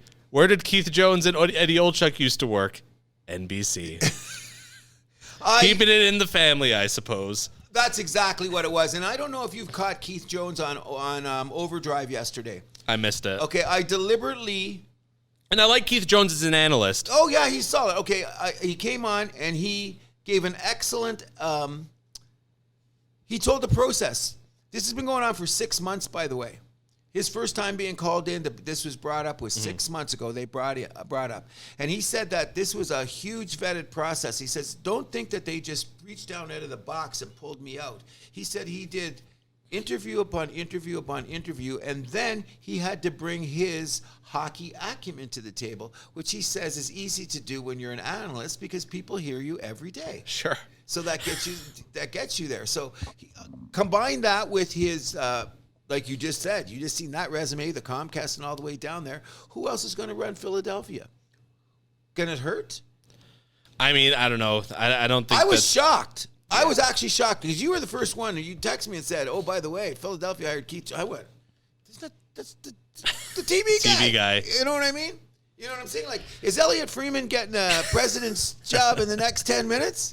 He's been on the air a long time. Well, he's not a former player, though. Kevin Bieksa. Okay. How about him? No. Well, you don't like the emojis they puts on the screen? I don't know. I like the guy and I don't. Okay, that's because we're going to get to the JJ Redick. Yeah, I feel exactly the same way. I mean, like some days yes, some days no. But I don't know. This is really confusing. The Philadelphia Flyers, they do not have the best reputation with managing their team, let's just say, in the last 15 years. Okay, so here's what Jones said that made it really interesting, and we all say this. When you come into a new organization, you look who's been in the spots, and if you don't bring them there, then you usually get rid of them. One of the things that came up is that, and it's the big buzzword in all the sports, is what's the culture in your dressing room? Yeah. Jones believes that Torts is already established a change of culture in the Philadelphia dressing room. What they're saying is he going to have the patience to be able to say, Torts, you might not be going to the playoffs next year. Yes. Okay, so there's going to have to be that. You're kind of playing with pains. fire with that though, because Torts is already known as a coach with a short shelf life. Okay, so that's the big thing. So what Jones is basically saying is that they got to sell to Torts that if you're going to be getting a Stanley Cup championship with this team, then you're going to have patience that you've never had before. That's Good luck. That's what basically what they Good said. luck. So I thought that was quite interesting because they were always saying, like, of course, you come in, you get a new coach. Coach, you get a new GM. And the GM is Daniel Briere, and he's been there for quite some time. In the organization for quite some time. So I do think they have some stableness in context of everybody knows the organization, not necessarily with experience. Yeah, they have the number 7 pick, so that's a guy that probably won't have an impact this year, but like next year you would hope. They got a lot. They're a young team. Yes and no. Well, they have a bunch of old guys, like Kevin Hayes is on that horrible contract. Okay, well, then they got Ryan Ellis is on a horrible contract. Well, then they're going to have to cut the fat. Oh man, that's Then you fall to the bottom one time you do. That's what I'm just saying. Okay, let's put it this way, and I hate to bring it up this way because we'll get over with. Okay, Philadelphia is in the same position the Toronto Maple Leafs were in about 10 years ago. I'd say they're in a worse position. Worse than the Leafs? Yeah.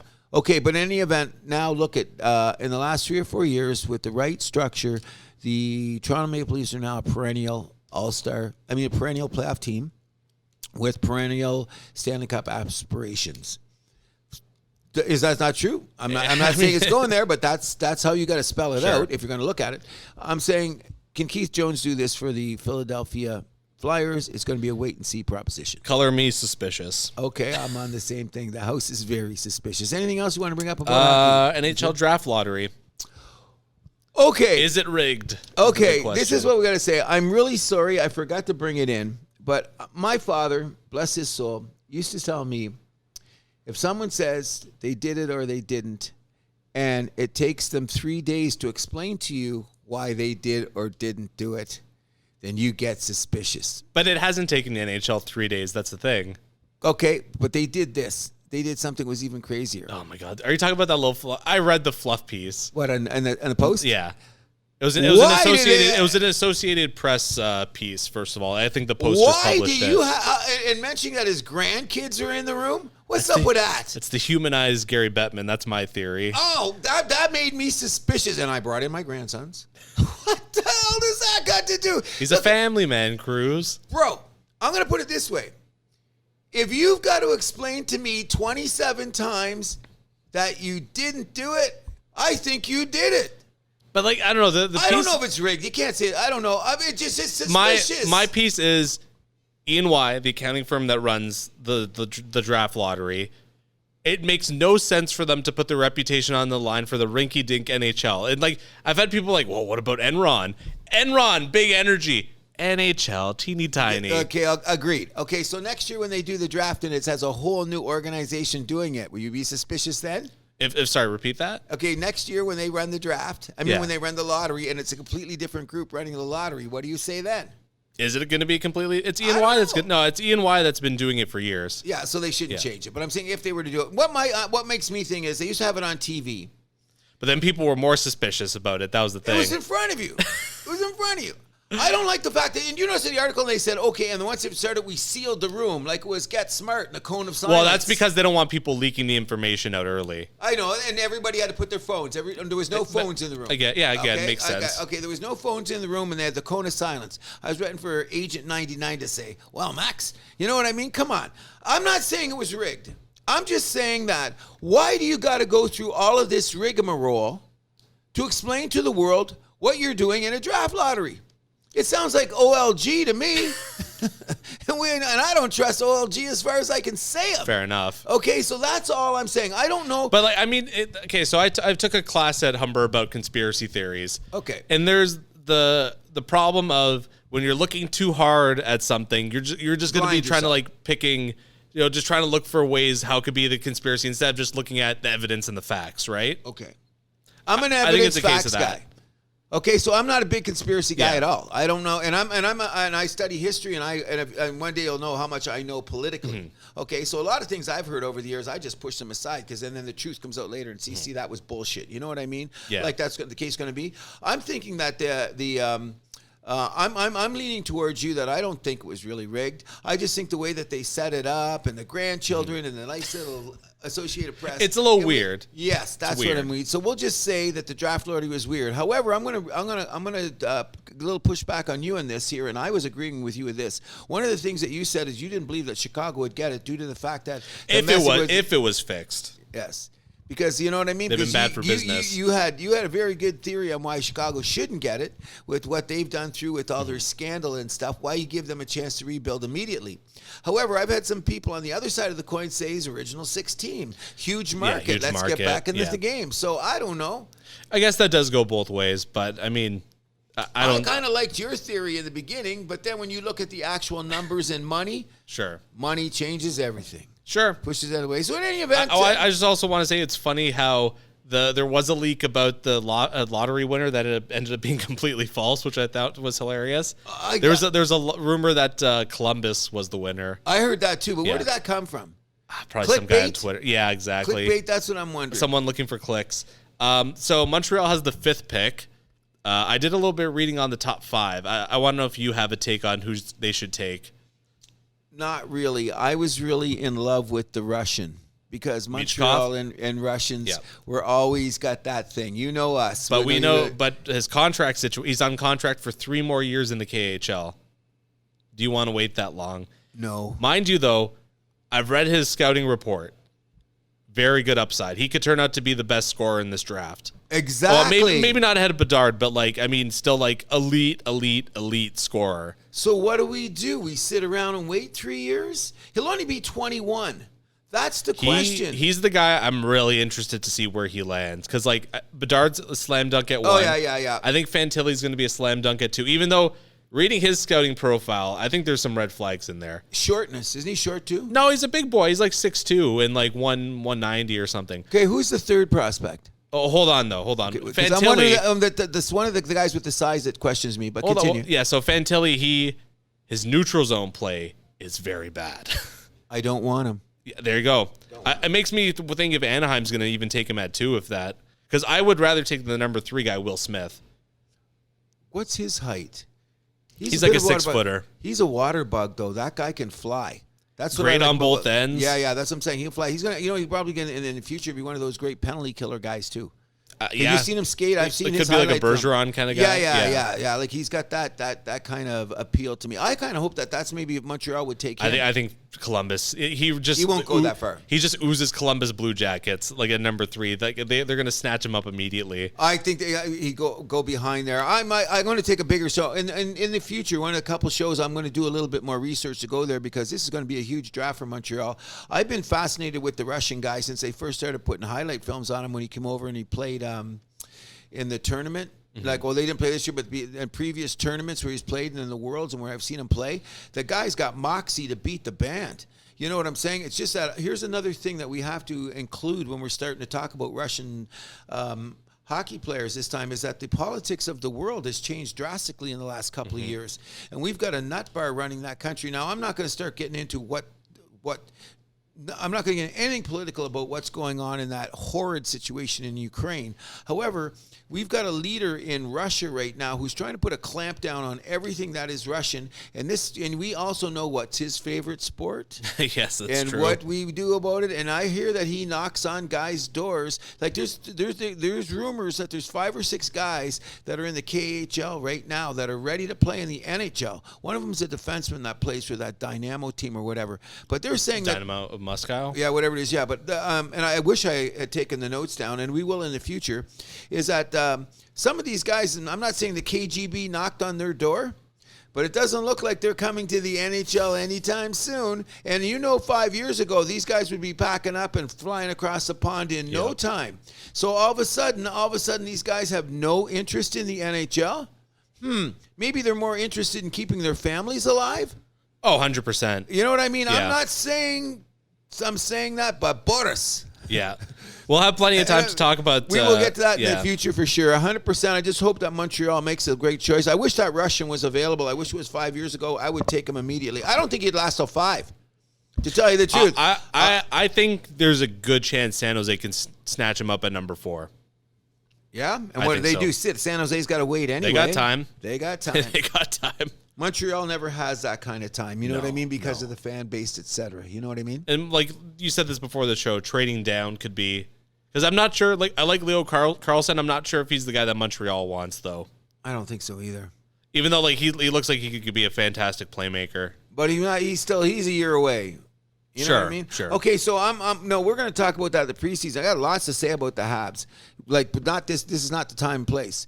But when we get there, you're going to be pleasantly surprised when we start hooking the piece together. I'm starting the Logan Mayo fan club right now. Just letting you guys know, letting you know about that. You know what I mean? Anything else you'd like to say about this thing called the Stanley Cup playoffs? That's it for me. I think we should move on to basketball. Okay, and that was my note about last night. It was like one of the greatest, not the greatest, but I mean, it was an amazing night for sports. If you are a sports fan like you and I and doing things like we were doing last night was an incredible night.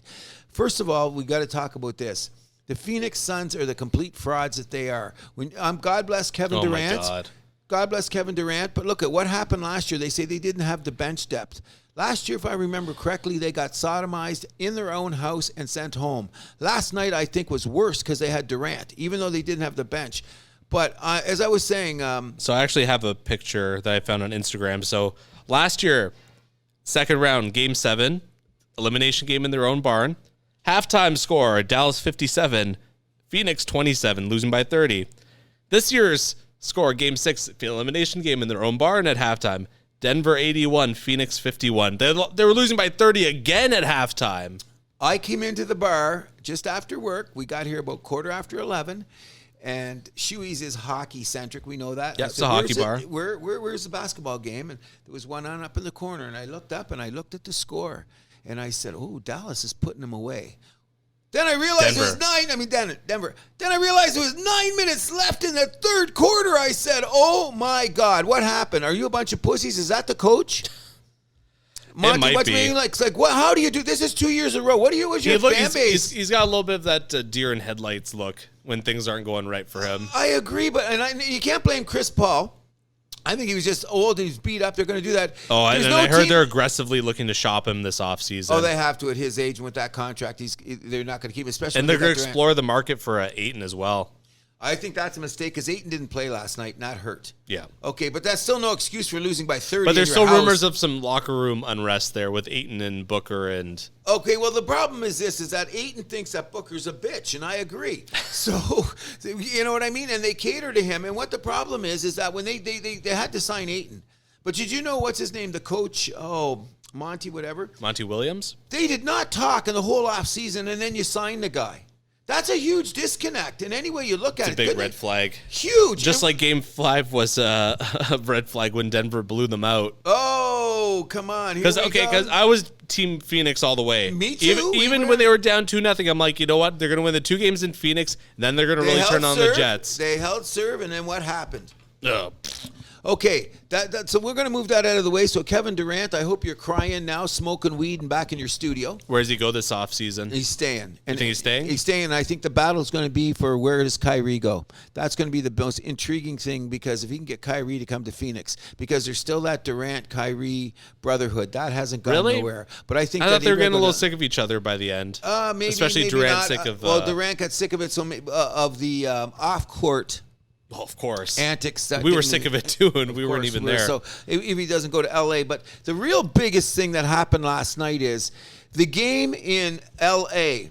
This game, I don't care what anyone says. You know, you're a little younger than me. It doesn't matter. Some people say, Cruz keeps saying you're old, but the fact that I am, and I've seen a lot of sports in my days, I thought that last night's game between the Lakers and the Golden State Warriors was one of those ultimate historical games. Mm-hmm. This had legacy implications. This had, of course, championship implications. But the key thing about it is the star power in the game could not be ignored.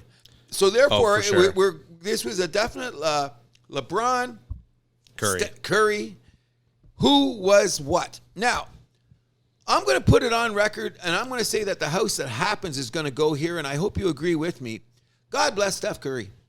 He's an amazing basketball player. Hands down. He has he's the good, bad, the ugly, which you've mentioned before about the NBA. But as a man, as a pure basketball talent, I now do agree that the 10 best players of all time, I'll put Steph Curry at number 10. But to ever put forth the proposition that you'd want Steph Curry before LeBron James, Ludicrous. I want you drug tested. I want you to have a mental health test. There is no way, and I've heard it through some pundits during the week, that perhaps maybe we got to start considering that. Would you take Steph Curry over LeBron James? That's no. Did you not hear some of the takes around? Like, I watched Sports sure. Show and I heard it, and I'm going. The American shows were running wild with that. But I mean, how could you even bring that up? First of all, they're saying 4 rings. Now if someone goes home, someone's got a chance at a 5th ring and the other guy doesn't. Let's go back to just 1 year when Curry beat Curry beat LeBron. The team had Klay Thomas. It had Klay Thompson. It had Draymond Green. It had Steph. It had Durant. It had Andrew Iguodala. It had, who am I missing? Sean Livingston. It had, what's his name? That's playing center now. Tony. The guy that's playing center now for Golden State. What's his name? Mooney, Tony, God. Whatever it is. Kevin Looney. Yeah. They had him. Okay. I think that when they were playing Cleveland, LeBron's wingman was a guy named Delanadova. Oh, Kyrie. No, Kyrie was hurt. You're talking about the first one. Yeah. There was no Kevin Durant on that team either. Okay, so but the next time, but that was the year when Kyrie got hurt and Kevin Love got hurt, and they went 6 games in the finals. Who was LeBron's wingman? Delanadova was the best player on Cleveland. So you're going to tell me that LeBron James had a wingman named Delanadova that got 6 games into the finals, NBA finals, and Curry had Durant. Well, no Durant, but it was like Thompson, Green, Harrison Barnes, Andrew Bogut, Sean Livingston, Iguodala. There you go. All right. So what I'm saying is, the bottom line is, I don't ever want to hear, and much respect to Steph Curry. Agreed. Greatest three-point shooter of all time. Top 10 all time. Greatest shooter all time. Yeah. Greatest shooter of all time. Great handle.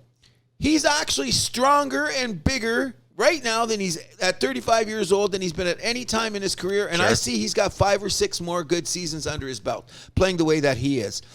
No LeBron James. LeBron James is going to go to the finals. We got a Denver Laker conference finals. What do you think? I think I'm starting to buy into Denver. Interesting. Yeah. So, Jokic, first of all, he's just been on fire. I'm going to read you his last 10 stat lines. It's points, rebounds, assists. I got you. 32, 10, and 12. 29, 13, and 12. 53, 4, and 11. 30, 17, and 17. Keep it going. 39, 16, and 5. 24, 19, and 5. 28, 17, and 12. 43, 11, and 6. Excellent. 20, 11, and 12. 27, 9, and 9. Okay, I just got one thing to say. In any of those games, was he playing against Anthony Davis? Anthony Davis is kind of looking soft, though. You like him coming out of the game in the wheelchair? I think that last night was one of his greatest performances in this way. He's too hot and cold, though. You know he owns Jokic, right? He steals his lunch money on a regular basis. Davis is like Jokic's worst nightmare is a guy like Anthony Davis. We'll see. First of all, look at the mobility. What Jokic has got, like he can take 2 steps and do anything. Can he go up and block a shot on Anthony Davis? I don't think so. When Davis is going one-on-one, is going to go around him. What he's going to need is a lot of help. He's going to need switching help on Davis inside because this game is going to be old school. Which I think the Denver Nuggets can give him. Oh, they got Porter in there, and Jamal Murray's tough, and a couple of those other characters. Like they got a Aaron solid Gordon too. Aaron Gordon, he's been amazing. I think he's the glue. Like he's that thing on them. But this game is this is one of those series is going to be old school in the sense that I believe it's going to be won in the paint. Very well could be. You know what I mean? I mean, everyone's going to be firing threes because that's what they do, and they're going to be. They get so ugly. Like people don't realize part of the reason that Phoenix freaking got beat so badly is they tried to come back with the 3. Yeah. And once they started bricking it, it was all Game over. over. You got to go inside. You know what I mean? Yep. And they're not going to go inside. And what happened last night is bigger one in the Golden State Lakers game. We were talking about it. Suddenly the Lakers are a big, strong bunch of pack of dogs, guys, and they're controlling that paint. And when you control the paint in the NBA, I don't care how good of three, you got to shoot 60% from three to win. Mm-hmm. You know what I mean? And nobody's shooting 60% in these playoffs, which is why some of the games have looked either absolutely the greatest games or they're terrible. There's no in between in these NBA games. There's no like, oh, that was an okay game. No, they're great or they're bad.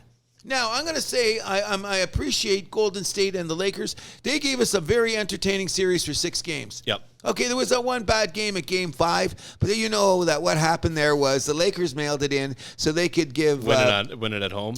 Jack Nicholson was coming out, so they needed to have a game for Jack to win in Game 6. By the way, the last 2 minutes of the game last night, did you catch on to the music that they were playing? Yeah, they were playing. So it's James Bond music, but it's the pause music for, I don't know if you've ever heard, there's a GoldenEye video game. It was big in the 90s. I remember that. It's the pause music from that game. It's the most badass like music ever in a game. They just played that for like the last 2 minutes. Yeah, well, I love that. That from James Bond, right? Yeah, from the GoldenEye video game. Yes. That was pretty interesting. You know what? I heard it, and thank you for reminding me because I had the James Bond thing, but I didn't connect it to the video game. Because it's a big meme online. So and like first of all, like I grew up with that game. You know, it's like every birthday party, like that was the thing to do. But no, that's all right. But like and just like the greatest pause music, like screen, like ever. People would put it on pause just to listen to the music. Well, you know what? This is big time for Lakers. This is Lakers. Oh, this is a big time for LeBron's legacy. Oh, huge. And not only that, the star power is back in the Lakers. Like, you got to realize when they come out to that, well, whatever they call it, the Crypto Center now, or the old, I could still call it the Staples Center, the star power that comes out, and I see people sitting in the front row. Yeah. How do you get that seat? Do you know anything about basketball? Oh, you know a guy. That's how. Oh, that's what I mean. But Lakers are back, though. I mean, they are back. They're in the conference finals. They transformed that roster at the deadline. Like Russell and Hachimura. Oh my God, they've been fantastic. Well, Russell's always been good. I don't know how that backdoor deal went down because the problem we know what happened with Russell and leaving LA. We know his history, blah, blah, blah. I thought that Minnesota made a mistake letting him go. Oh, 100%. You know what I mean? And but I'm not surprised because I'm a fantasy basketball player and I've had D'Angelo on my team a bunch of times. I'm a big, I should have let that known sooner. Anybody that knows me on the chats knows that Cruz is a D'Angelo Russell fan from way back. I didn't like the fact that he got himself in trouble off the court with some stupid bros before hoes stuff. Yeah. But that's water under the bridge. The bottom line now, he's playing some of the best basketball he's playing of his career. And these guys are rallying around LeBron. But the guy leading that team is AD. In a weird kind of way. Inconsistent. I disagree. Listen, he grabbed 20 boards last night. Okay, fine, but like he's going to throw up a stinker his next game. I'm saying that's the type of guy AD is. Okay, I'm going to say that this is for his legacy, and I think that what he wants to do when they win the championship, I think they want to see, and the MVP of the 2023 NBA playoffs, Anthony Davis. That's what he wants to hear, and that's what he wants to hear. But that's wishful thinking. Well, they're going to give it to LeBron, which they shouldn't. But no, LeBron's been playing outstanding. But I think this is going to be Denver in 7. Okay, we'll take a beer on it. I'll take LA in 7. Okay, because this is going to be, and you know what? Unfortunately, people, we're going to see a couple bad games in this series. Sure. I'm going to say it right now. We're going to see a couple of horrible games. Now, before we continue about talking about the beauty of last night. And the talking about the Eastern Conference of the NBA. First of all, the Boston Celtics are a bunch of frauds. I agree. They're going to win. They're going to win tomorrow. Well, the thing is are the Sixers bigger frauds? Because we all know what. I hate both teams. We all know what Doc is like with the lead. There you go. So this is going to come back. It wasn't a 3-1 lead that he's. But it's still the lead. So you know what? The only reason I would hope they would win is because of Doc. Because I love Doc, but. I can't stand Philadelphia. He's a tough guy to get behind. Sure it is. But the thing about Boston, and it's coming home to roost, is this. They don't get along in the dressing room. There's just it's obvious. There's something just not like... I think they need to give Brown more touches, too. Tatum takes the touches and he clanks. That's my point. I think shooting the ball a better player. Yeah, but he's taking the shot ratio between the two is like 2 to 1. Okay, and you know what's even worse? Not right. When Boston went up 3-2, Tatum had a horrible game. He was awful. What do you have? 7 points? Something like 10 that. points? Yeah. He couldn't hit the freaking wall. Or was it 7 points in the first half? Anyways, Tatum's a great player. I think that sometimes he tries to say, it's my team. You don't win like that. No. You know what I No. mean? And then Jaylen Brown's going, well, what about my team? Mm-hmm. But here's the caveat you got to remember. Tatum had a phone call with Kevin Durant. Yep. Okay, don't forget that right there. You know what I mean? And here's what I'm trying to say. Marcus Smart, I want you on my team, but you're trying to do too much, bro. You know, you're not a great shooter. Nope. You know what I mean? And I like him wide open in the corner for 3. That's the only one. And you know what? I mean, the guy's playing his ass off. I don't want to take away from his effort. I think some of his decision making has been questionable at times. I agree. mean, like when you should have passed or when you should have shot. And that's not necessarily a bad thing in this respect. The guy wants to win. Yep. He's playing his ass off. But sometimes you got to, like, is this coaching now? Is there somebody like last year, Ema, Ugoka would have pulled sharp side and say, hey, I think that Masala or whatever his name is, I think he's a little in over his head because they said they were both rookie coaches. I just think this is proving that Ugoka is a little better coach in the moment. We got to do this right now situation to control it. But then again, he didn't have Kevin Durant talking to Tatum before the playoff starts. Yeah. Okay, like that's a huge difference. And I don't think Jaylen Brown's ever got the respect in Boston that he should. Going back to the time when Kyrie was on the team, and then they tried to push Jaylen Brown to like the third guy. Remember when he was super young? Well, we'll get to you. Like, you know what I mean? Like Tatum was always the man. Yep. And I agree. You know, he was the best. But they were both third overall picks. There you go. So like I'm saying, like, why can't Brown be that guy? And and in a weird way, I'm starting to like Brown a little bit more. I'm right there with you. You know what I mean? I'm right there with you. More, and his tenacity, I'm liking a little bit more. He's not as Hollywood. No. You know what I'm saying? Is where Tatum is a little bit more Hollywood. And by the way, speaking of Hollywood and how you think of players, can we stop to talk about Booker now being the light-skinned Mamba? Well, I think the talk about him being the best player in the playoffs should be over too.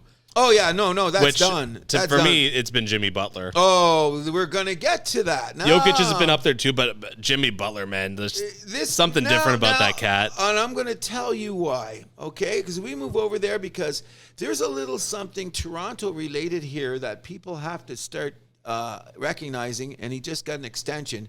Kyle Lowry's playing 2019 Kyle Lowry. Like, phenomenal. He's phenomenal. Him and like that. That's two guys. That's Batman and Robin right there. Mm-hmm. And Lowry, we know, is an amazing Robin. Yeah. Okay. Yes. He's maybe one of the best Robins we've seen come around in a long time. And you look, what is Lowry doing? The same old shit he always does. Take the charge, make the right pass, know when to shoot the three. Yep. When he's not making it, he gives it to somebody else. You know, because remember sometimes when Lowry was a little younger, he'd be keep on going. But those games, especially when he realized he didn't have his shot, he'd defer and then come back to him and take a shot. If you notice in these playoffs, which just keeps a bio open, it gets more shots for my old Michigan guy when he's coming off Duncan Robinson. He's only playing 10 minutes a night.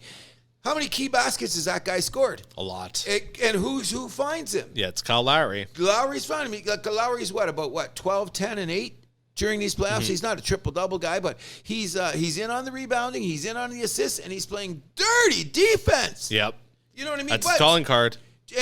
But Jimmy Butler is the man. Yeah. Let's just cut to the chase. But you don't get there without somebody. And you know what Jimmy Butler's always said in his career? Like, I want guys that are going to freaking put the freaking rubber to the cement. And Lowry is made to order as that guy. That's what you got to give Pat Riley credit to. Yep.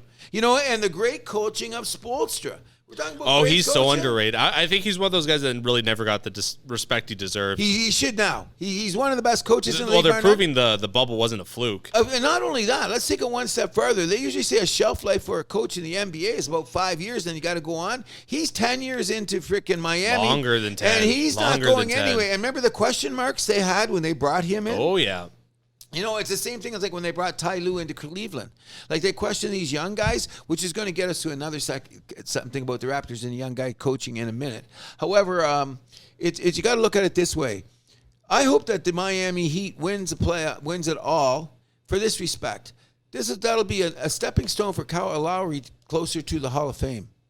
I don't think he has quite Hall of Fame numbers now, But Ooh, he's like working on- borderline right now. He's borderline right now. But if he were about to get a ring right now as a wingman to Jimmy Butler, and all the top guys that talk about sports bring up Kyle Lowry first. So here in the house that happened, there's a million people on sports that talk about basketball every day. You go to First Take, you go to Around the Horn, you go to Get Up, you go to whatever.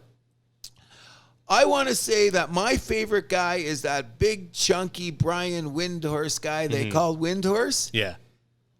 I want to buy that guy a beer. Every time I listen to that guy, he brings up little tiny stuff. Oh, he's a great reporter. Oh, he's one of the... And his analysis of the game, and this is what it gets back to the old Howard Cosell things is, sometimes you got to have journalists analyzing the game and not players. You know what I mean? Yep. He's a journalist. Yep. This guy, at the beginning of the playoffs, said the key to Miami would be how well Kyle Lowry played in the playoffs. This is before they dribbled a ball. This guy was talking about the sneaky thing about the Miami Heat, and what he was talking about is the dissension in the dressing room in Milwaukee, the minor hurts to freaking Middleton and Giannis. Was their bench as deep as it used to be, and a little pressure on them, especially when you got a bulldog like Lowry, could be the difference in winning that series. Where's Milwaukee? They're home. Where's Miami? In the conference finals, and with a lot of people talking about them being the New York Knicks of Latrell Sprewell, Hardaway days when they were the 8th seed. Oh yeah, they got to the finals. And they didn't win it, but they got to the finals. Okay. Yeah. Well, so I want to ask you first. Game 7. It's tonight. Boston, Philly, right? Mm-hmm. Who's taking it? I'm saying Boston's going to take it. It's going to be home. I just want to remind you of this. Last year, Boston was in a Game 7 against Milwaukee. Worst Game 7 I've seen in any sport in my life. Any sport. Holy shit. Any sport I've ever watched, I've now come to the conclusion that was the worst Game 7. How can you say a Game 7 is the worst of all time? Don't you pray for a Game 7?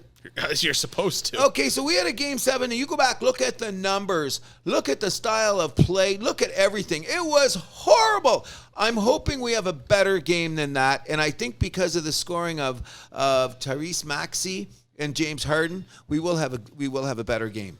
Man, Harden's been rolling. I said Philly in 7 at the start. I'm sticking to it. And I'm saying Boston. Here's what I'm going to say the difference is going to be. If Boston's going to win, they got to go back to going into the paint. What happens in Boston is they get crazy with the jump shot, and if it doesn't go down, Philly's not afraid to go inside because Harden's a great distributor. And they got Embiid. And they got Embiid, and they got the other guy. What's Tobias Harris? Oh, yeah, Tobias Harris. Those guys can go inside. So they're not afraid to go inside, outside, and freaking Harden's feeding them. Because Harden's running this team right now. It's all about Embiid, but Harden is running show. There's no, I don't know what he's the point guard. 100%. If you look at the way he's running show, and Harden's a smart, intellectual basketball guy. People should give Harden more of that. From his days from when he was playing way back with OKC, from when he was in Houston, he had all those intangibles. You know what I mean? Even when he was playing with Brooklyn. But, I mean, the combination wasn't right, and he adjusted his game. Because remember those high times in Houston, he was just a one-man show. Basically. But now he's proven he's the all-around player that everyone says that he can be. So let's just hope we're going to have an amazing game. I hope so, too. So, and then we'll ask you, Miami versus the winner of that series. Who's going to the finals? Got to be the Lakers. No, I'm talking East. Oh, in the East, who's going to go? Miami versus the winner of Philly-Boston. I'm going to be cheering for Miami all the way. Same here. All the way. There's no doubt about it. I hate Philly. I hate Boston. You know that. I can't stand those teams. But I'm going to tell you this. Boston's going to win tonight, so I'm going to sit on the fence for What this. if their shot doesn't fall? Well, I think they're going to do it just because it's going to be a matter of attrition. Their bench is deeper, and their role player guys are better. And if they let Jaylen Brown do his thing and they go into the paint. As they got White, and they got, what's the other lights and got the short hair? They got the two of them, 2 Whites or 2 Washingtons. Those guys, they're all got to get more play. That's all I said because Boston is a better team, man for man, 12-man roster. Let's not let it be the Tatum-Brown show. Let it be the whole team show in Boston. The Tatum show, really. Let's be real. Okay, whatever the case may be, but they got to move the ball around. So what I'm saying is that Boston's already had a finals last year. A lot of times when you get back there again, you know what you did wrong and you're going to improve to win.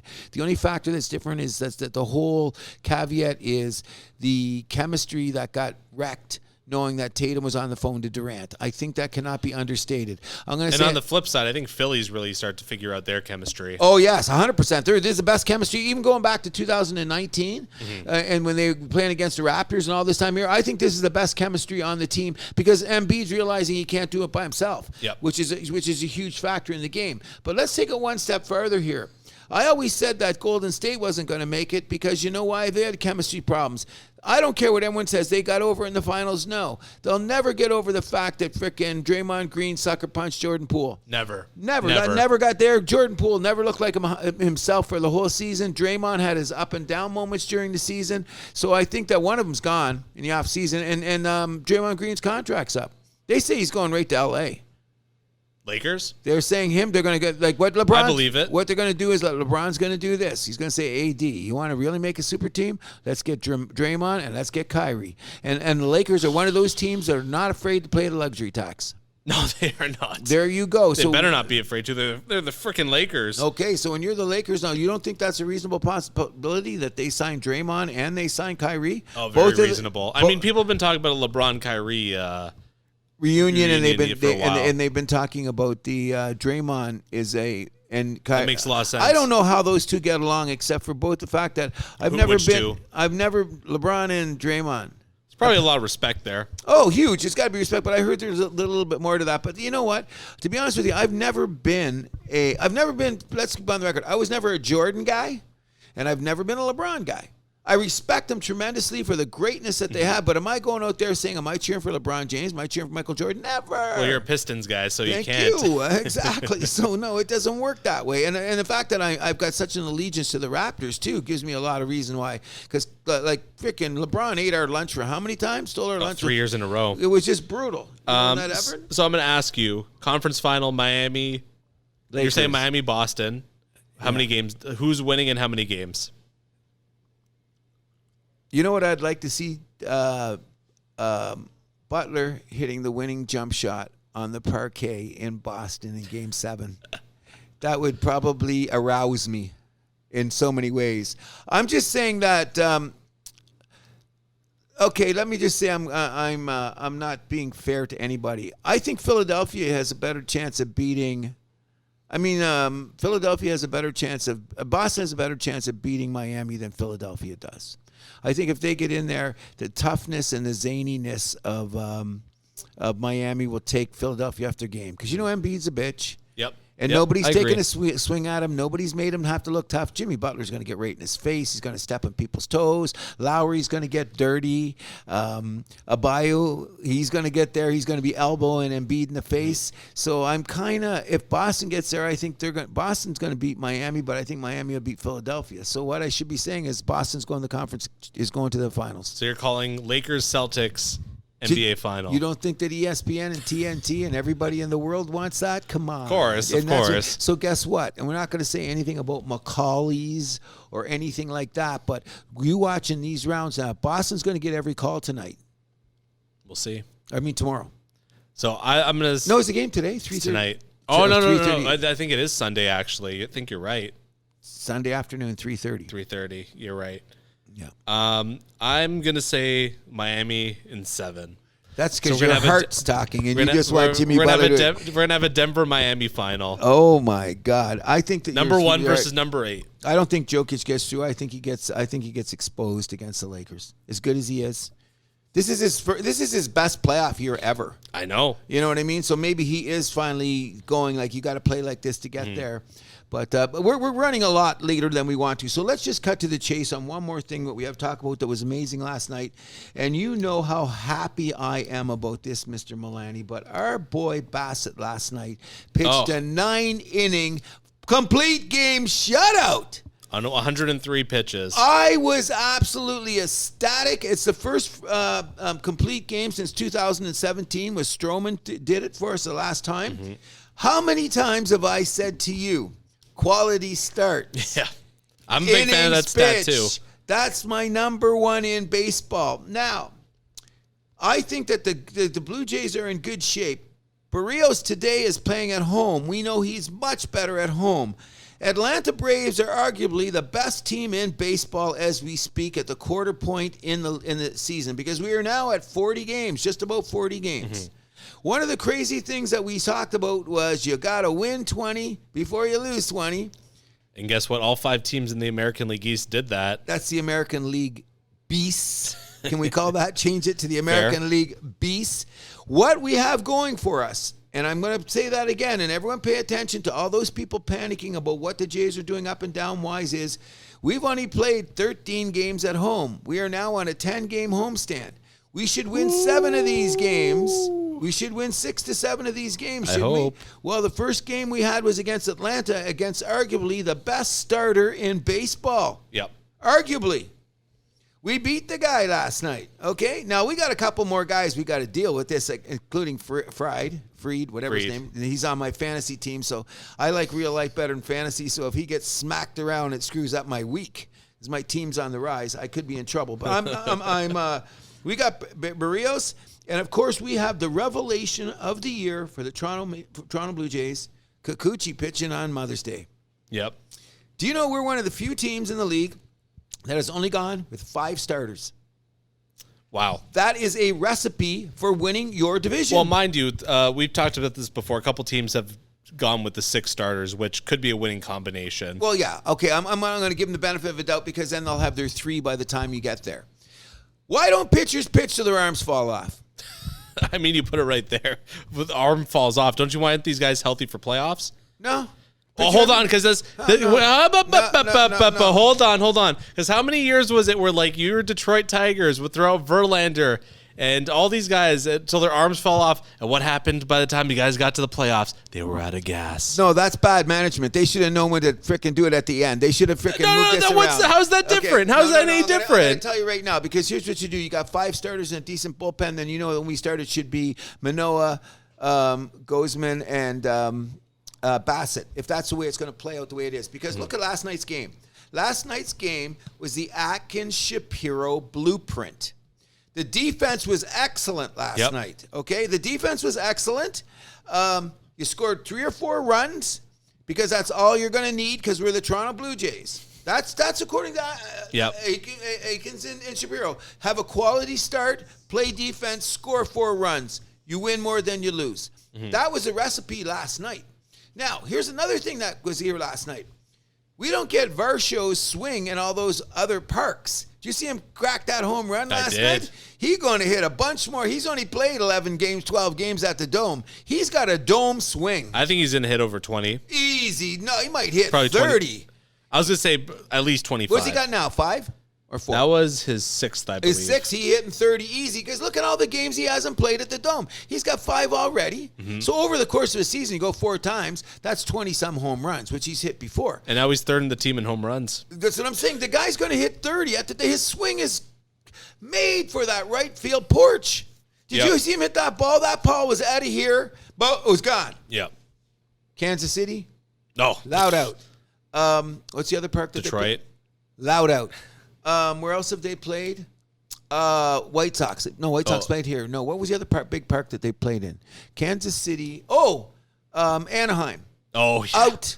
That's an out. Think of all those places that he's played where he's hit balls like that, where guys are at the warning track doing this.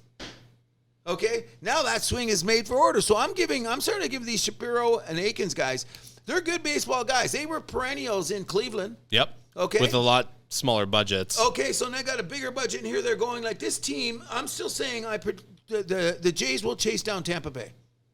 I think so too. Over a matter of time. And you look at Tampa Bay, they played a lot of bums. I like the fact that they keep beating the Yankees. I don't have a problem with that. Yankees are last place. What's up with that? No pitching. Like we said, no pitching. Sketchy defense. Worst combination in the league. The team that's surprising us in this is Baltimore, because I don't know how Baltimore is staying there with their pitching. But they hit a time. They're going to fall back down to earth soon, though. What's Boston going to do? They're pitching like remember we counted them out the first month. They won't. I think Boston's too much in the dirty middle, kind of. Well, you know what I'm saying. AL This much is that during the end of the day, it always comes down to pitching. Boston's fucking knocking the ball off, the cover off the ball. They're really pounding the ball. They've allowed a lot of runs. Oh yeah, well, but they Two- scored a 202, lot of runs. yeah. They're top 3 in the league, aren't they? Or they're number one. They're top 3 in offense, or maybe number 1. They're third in the American League. yeah, third in the American League. But what's their on the pitching side? Oh, they're like third worst. Yeah, so that doesn't Fourth worst, whatever. But that won't play out. Cause look, they caught us on a bad run. They beat the living hell out of us in 4 games. I think Boston's going to be a lot closer to 500 by the time we get to agree, October. too. And you know what? I think that Maybe by the time we get to July. No, I think the hitting will carry to the All-Star break. Yeah. You know, and then the pitching will come. I just don't see that. I love Baltimore's lineup. The Sure, young guys, they're exciting. Yes, they are, and they hit around, but they don't have enough pitching either. No. Can I just say one more thing that I said earlier in the year about the Toronto Blue Jays? And if you can back me up on this, I said that Jordan Romano is not a dominant closer. I'll agree with that. Remember earlier in the year, I don't know if you agreed with me then because you were spouting off his stats pretty good, and I said, so what? Why do you think we brought in Eric Swanson? No, I was with you there. Because Okay. I remember Romano's home away splits last season.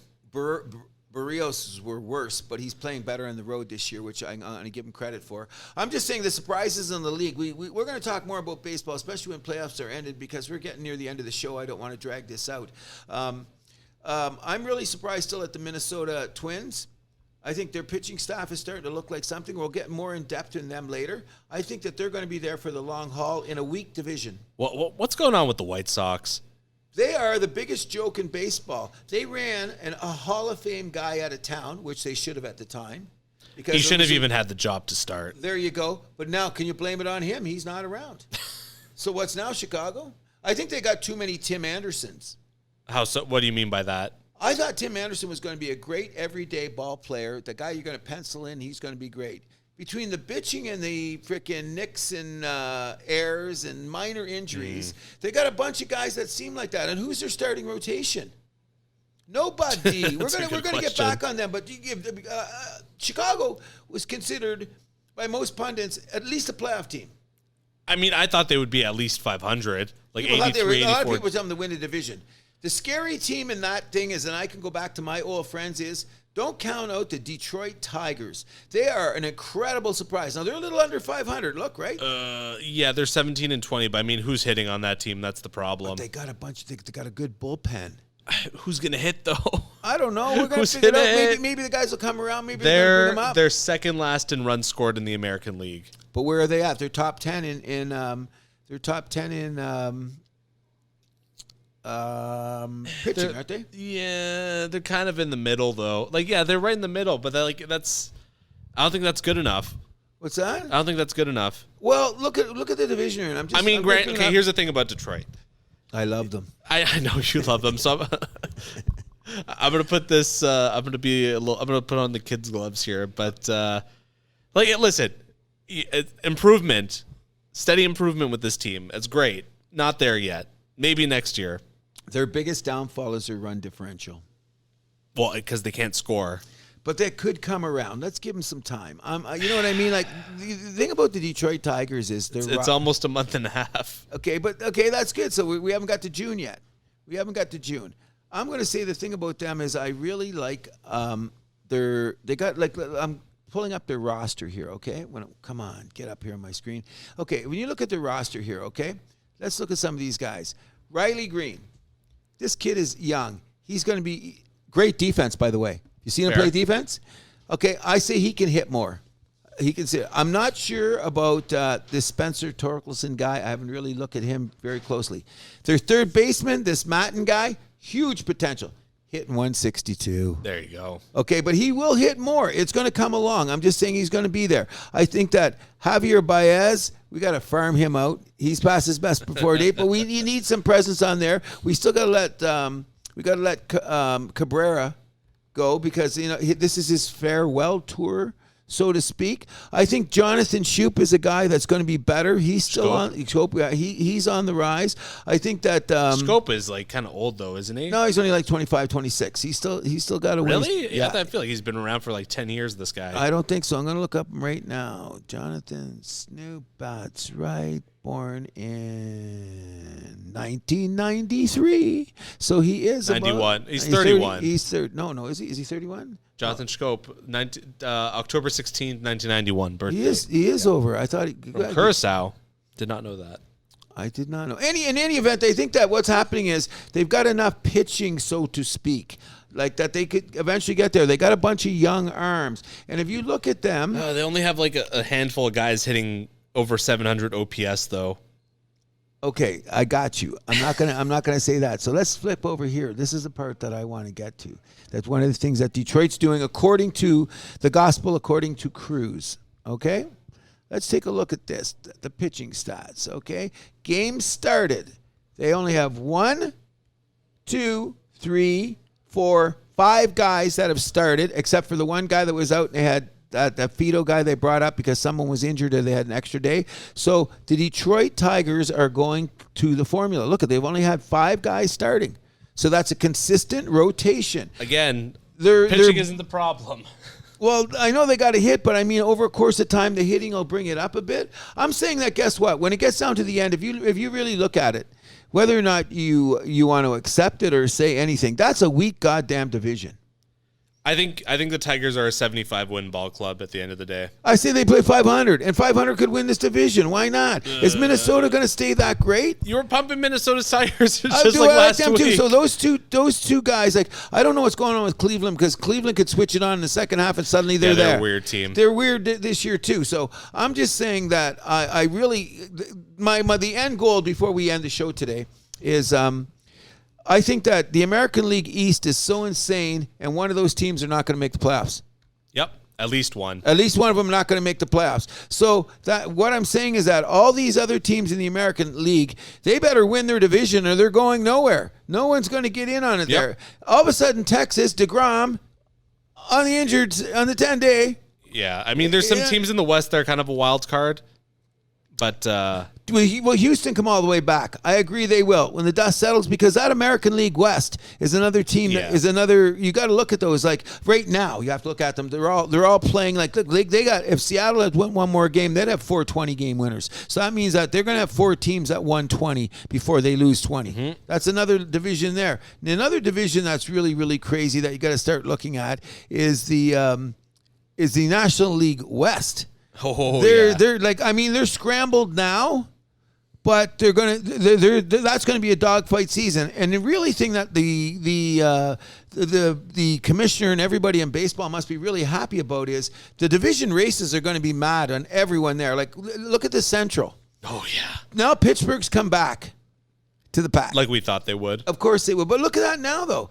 And are the Reds? Look at the Cincinnati Reds. They're not that bad this year. They're not that bad, and the team that was supposed to win the division is where?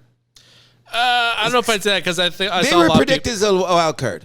St. Louis? St. Louis, some predicted them to win the division. Some predicted said there'd be a wild card. I know everything I saw was saying Milwaukee was going to win the division. Oh no, Milwaukee's too. They were the number 1. They were the premier team, and look, they're rising up now. So I think that they're there. I think it's just going to be a matter of like early in the season, teams had hard-ons. Yeah. By the time they get down the road, Milwaukee's going to be there. But because look at St. Louis has got to realize this: you already have 8 games in the loss column to get to Milwaukee. That's 8 games. That's very makeable. But this is the middle of June. Do you want to be 8 games out in the start of June? They're 6-13 at home, though. That's a big red flag. Oh, that huge red flag. I was going to bring that up. So, in any event, I'm not really sure where we're going to go with the American League. We got all season to talk about it. Just reason we're going to bring it up is because we're excited about baseball, especially after last night seeing a complete game shutout pitched by a guy who in the very beginning of the season I was cutting up because I said he couldn't text his pitches home to the catcher. Can I apologize to you, buddy? You're economical. You're good. You know what he is? He is because he has not pitches. He has got that dirty pitch that if you don't catch it, goes straight up in the air. See how many like short fly balls there were last night? Like there was at least 7 or 8 like infield fly, which means that guys that's that sneaky little slurve. You think you got it, but you don't because you're out in front of it. Which just shows you're out in front of the pitch because it goes straight up in the air. You know what I mean? Anyways, Leafs are out now, so Blue Jays, it's your town. Oh, here we're going to go. You better own it, and we're going to do it. Now, before we go, because we stretch it on, and we do have a program here where we try to talk about a lot of things, and we don't get into it because my mouth is too big, and I'm really, really People, did you hear Andrew's intro today? We're going to get more out of him because that was amazing. There's just 2 or 3 things I want to bring up before we go. One of them is, in the future, can we discuss this? From now on in the playoffs, in the first round, if you can have a bracket, great. But in the second round, you are seeded according to your standings. I think just do it like the way. Well, okay. So NHL, you need to do 1 through 8, then reseeding. NBA's got to take notes too. That's what they're the number one reason about this, because there's no way Phoenix should have been playing Denver in the second round, but they were bitches anyway and they went home. Yeah. Okay. Another thing I wanted to bring up a lot recently is that the NFL never goes away. No, it does not. That is a monolith that moves. They've got something all during the year that's got headlines, no matter what's going on. And, of course, they stole headlines this week again with what? The schedule coming out. And who's playing opening night, Cruz? I want to have something to say right now, okay? Can I deal with this, Mr. Milani? Can you give me, can I end the show on this, please? Can I say something, okay? The flagship game of the year, of course, is you start off at home with the Super Bowl winner. Champion. Once upon a time, you said it should be a Super Bowl champion should play a division rival. Remember way back when they first started doing that? When Bon Jovi, the very first time Bon Jovi was at a halftime show? When they first started opening the season on Thursdays. What year was this? Oh, I don't know, 15 years ago? How long has it been opening on season? It's Thursday night. It's got to be at least 15 years. At least 15? Because that was about the time I started watching football, so I probably didn't even realize it was a new thing. Oh, it was a brand new thing. Okay, because they started doing it on Thursday night. Bon Jovi was the opening show and all that stuff. So what they started off doing was you played a division rival. Okay? You played a division rival because that was a great way to start the season. Let's have a division rival. Now all these little bitches started complaining, well, we're not ready to play a division rival. Okay, then. So what we do is we'll play Is that what happened? I don't know, but this is the gospel according to Cruz. So then when it started happening, I said, well, let's have conference rivalry games. So what did you have to start the season? Tampa Bay and Dallas. You had Seattle against, when they won the Super Bowl, Seattle played, Philadelphia. When Philadelphia won Pittsburgh. New England, Pittsburgh. Okay, you had those conference games. Once again, those guys started bitching. Well, it's a little early in the season to have a game at this time. So they said, well, let's cross conferences. Okay. If I hear one more person say that the Detroit Lions does not deserve to be on opening night, eat my shorts. Why not? Last time I checked, the Detroit Lions play in the NFL. Last time I checked, they were an original NFL team going back to the 40s when it started. Have I not saying that they made a run last year? Who cares? They knocked out Aaron Rodgers. We blew it in the Carolina game. We beat Carolina. We're in the playoffs. Have I heard everybody say that the Detroit Lions are one of the sexiest teams to be cheering about to start the season? Oh, by the way, do you know that I've been stomping on hands that have been getting on the bandwagon?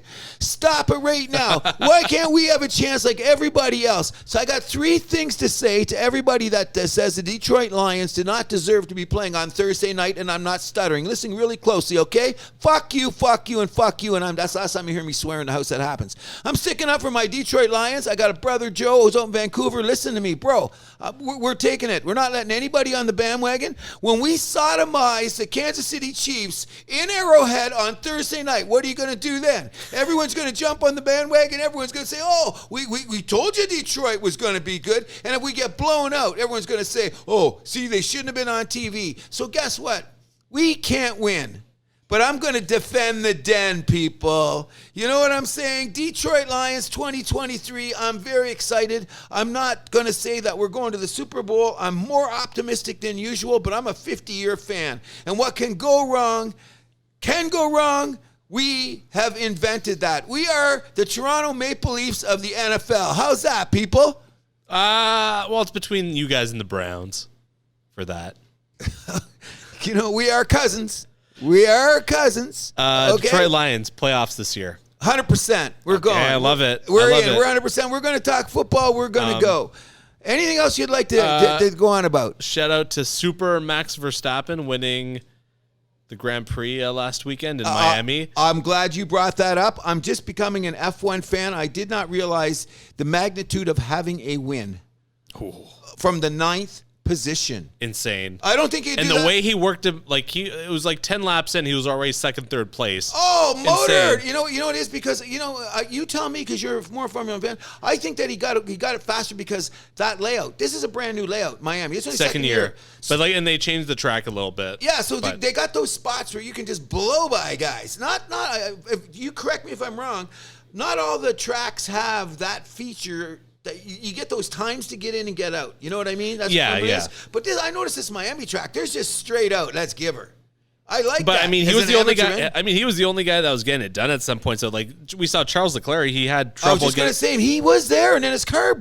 Well, I mean, he had trouble getting past Magnussen in the Haas, which was like. Yeah, okay, but then he fell back because he had car troubles. Remember, he didn't even get in the top 5. No, yeah, he was like 7th or Seven, something. yeah, by the but then end. they I heard after race, that little thing. He had something weird mechanical. He was complaining about the car. Yeah, something happened with But the then car. I heard something too that he chose like not the layout or whatever, but like the little tinkers that they did with the car. So it might be on him. So I don't know. Okay. I don't know.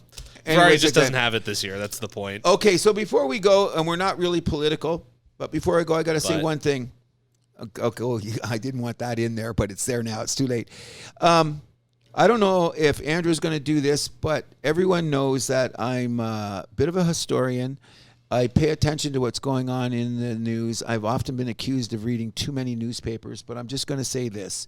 We got an election for Mayor of Toronto coming up next month, and I'm firmly endorsing Andrew Furry as Mayor of Toronto. Just want to put that in there. Okay. So a lot of people have come up and asked me, Andrew, believe it or not, I've had people walking on the street said, "Hey, Cruz, can you give me I don't really know everybody in the election." This is not a political show. No. But I'm just going to say that even when you see it on TV, sometimes those guys throw in their little thing about who they like politically, like all those Barack Obama lovers and all that thing. So I don't know, Andrew, you do your studying. I'm hoping. Oh, I don't vote. I don't What? live in Toronto. Oh, yeah, you're outside. I'm Vaughan. You're Vaughan. That's right. Okay, I forgot you're not voting. So, okay, then 100%. House that happens. We endorse Andrew Fury, and that's the way it is. Like I said, everybody, if you really, really love sports, you'd love Last Night. We're hoping in the next couple weeks we're going to have a few more nights like that before we go on. Don't you agree? Amen. Hi, my name is Cruz. And I'm Andrew Milani. Thanks for listening, and we're out of here.